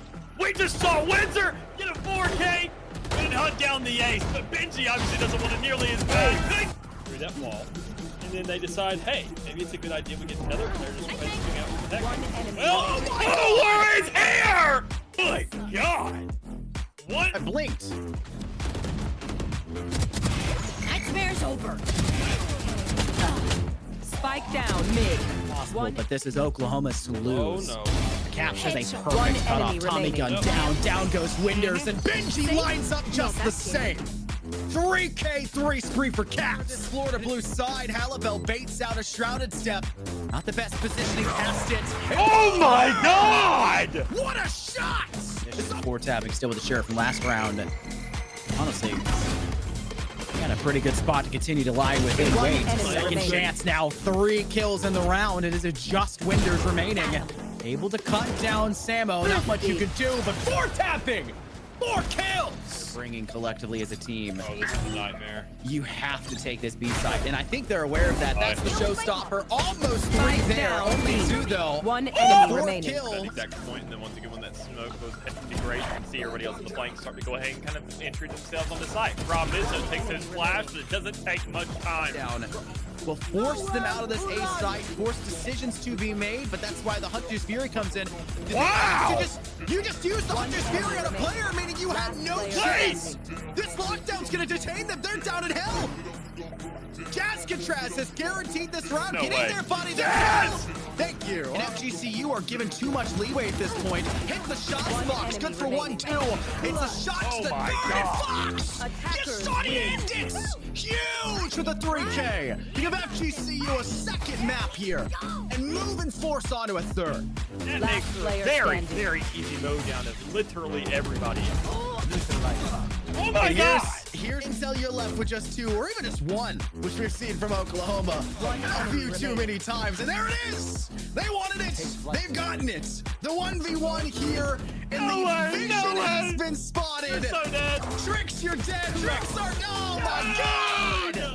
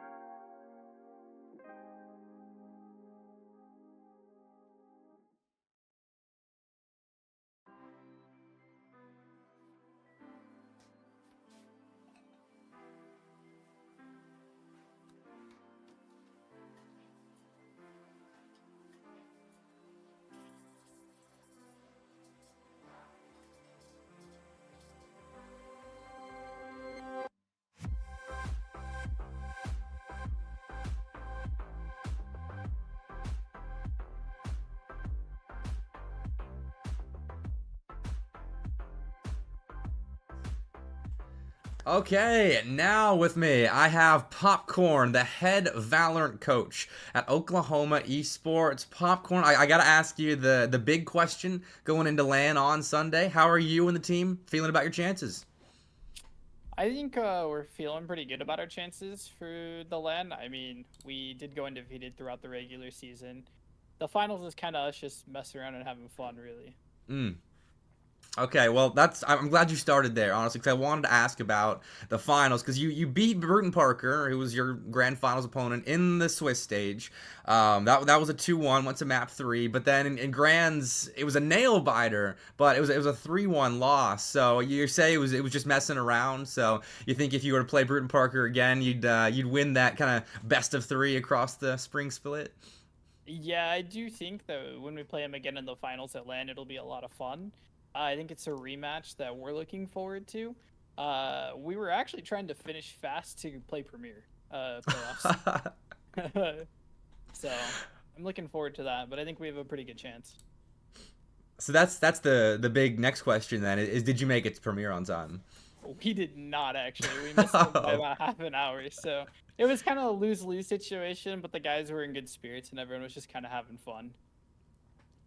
All right, fair enough. Is that what the team vibe is kind of like all the time? Is it a loose mentality? Like obviously you have to lock in when you need to, but how are the team vibes as a whole? I think the team vibes as a whole is usually we're pretty loose and kind of just like free flowing, like everyone's kind of just calm and having fun. I do think there is times where they could always be better. I think there's always those moments, but for the most part, yeah, it's free flowing and everyone's just having a good time and enjoying the game. And I mean, as coming into the LAN, you're the 4 seed, so you don't have that first round bye that UNCC and Bruton Parker have. So you have that extra series in hand. And I'm always curious with teams, like, do you want the bye going into a bracket like this, or would you rather have a series played already going into the harder competition? You know, I think having the bye from our experience is actually worse. I'd rather play a game before and be warm going into it.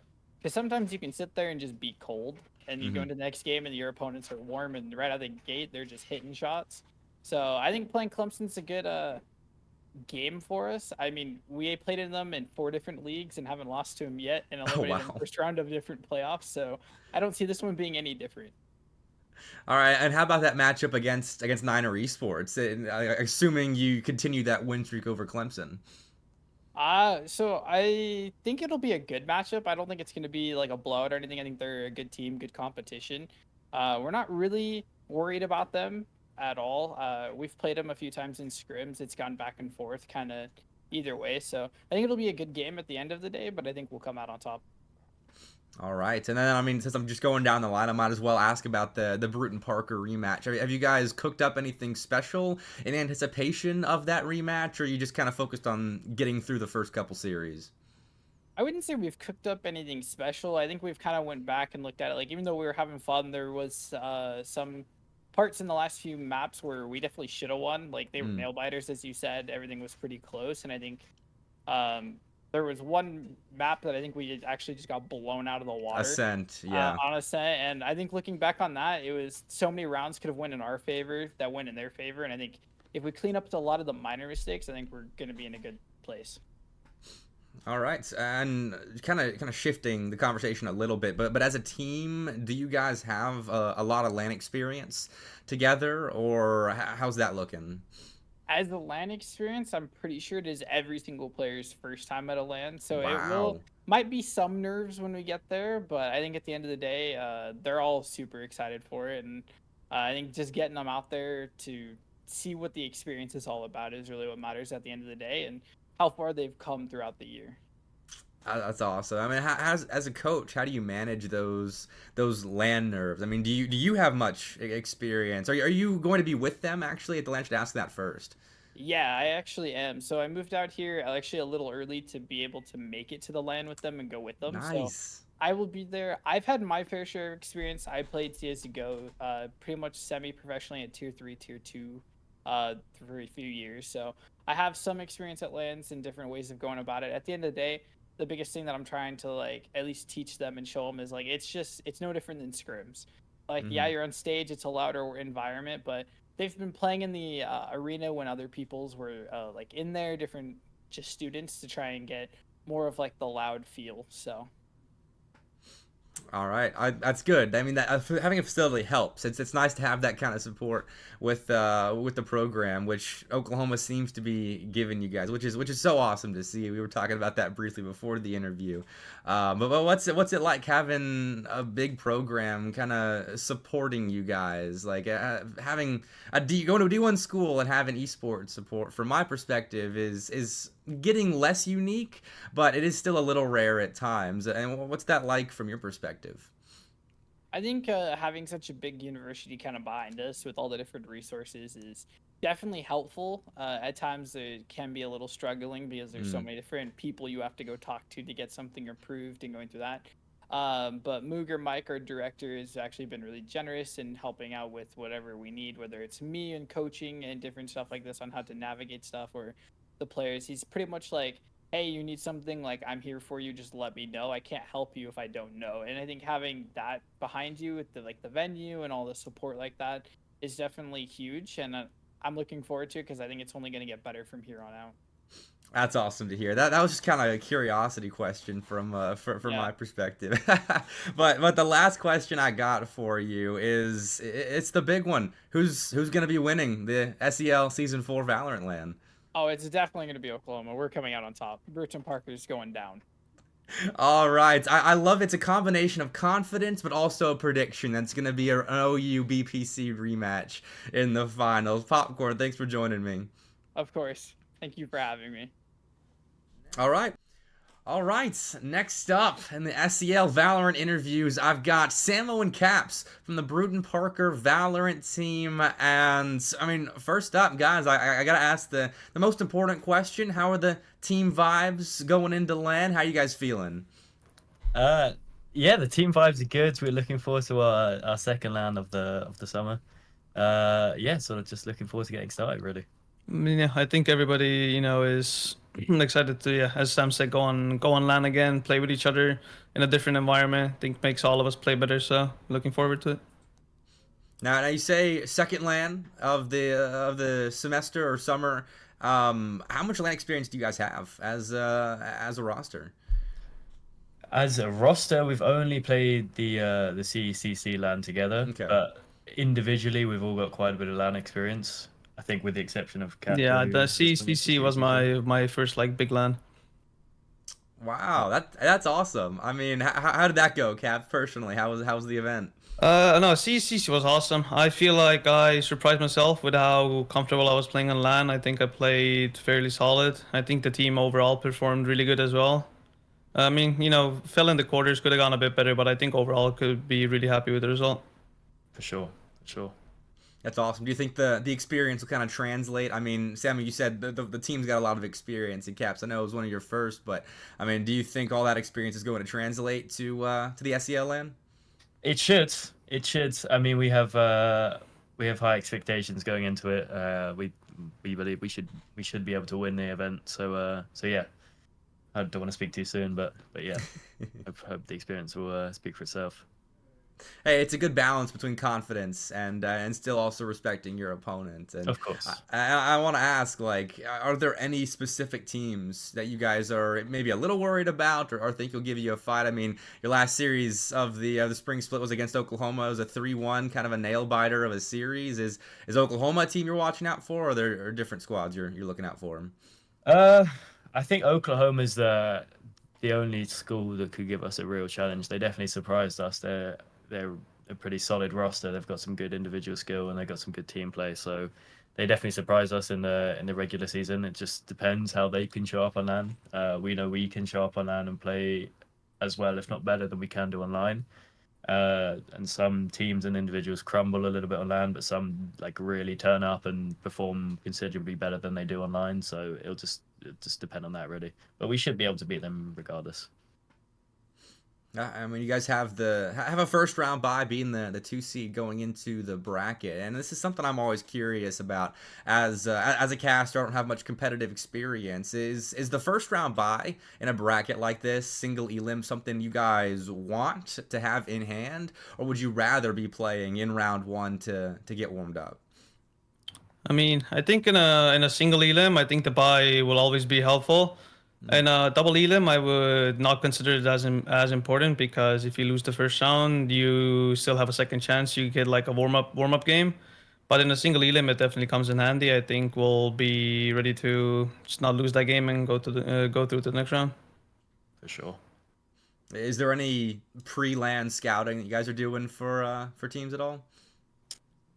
Not really. Just fair enough. Just crashing on. Go to the LAN and show up. Yeah, exactly. I love it. You guys seem like a confident bunch. Does that translate to the rest of your team? Are the vibes very confident when you all play? For sure. No, 100%. For sure. We sort of we thrive in enjoying ourselves, enjoying the events we're playing in, and just playing our game and doing our thing and winning basically. Yeah, I can't wait to see it on display. I mean, you guys had a fairly dominant season outside of, like, your one loss was Oklahoma, and that was way back in Swiss. And I'm wondering if you think back to that series. Obviously you corrected what went wrong when you 3-1'd them, but was that just a kind of a speed bump en route to obviously winning the spring split? When we lost to Oklahoma the first time, I won't go into too much detail, but essentially it was a combination of underestimating them and limit testing a little bit that sort of came back to bite us in the backside. So yeah, I mean, I guess we didn't go into the game as seriously as we should have, and then it kind of showed. I love the look that you gave Samo there, Caps. Like when he started his answer, you knew exactly where that was going. That's funny. All right, fair enough. That tends to be what happens when really good teams slip up. It's just not estimating their opponent properly. I mean, you guys corrected obviously in the grand finals with the 3-1. But I mean, going to LAN, vibes seem good. Confidence is up there. I got to ask you one final question. Who's going to win the SEL Season 4 Valorant LAN? Bruton Parker College, if it ain't us, then I don't know. Yeah. Bruton Parker College. I love it. Samo, Caps, I appreciate you joining me. Thank you very much. Thank you. All right.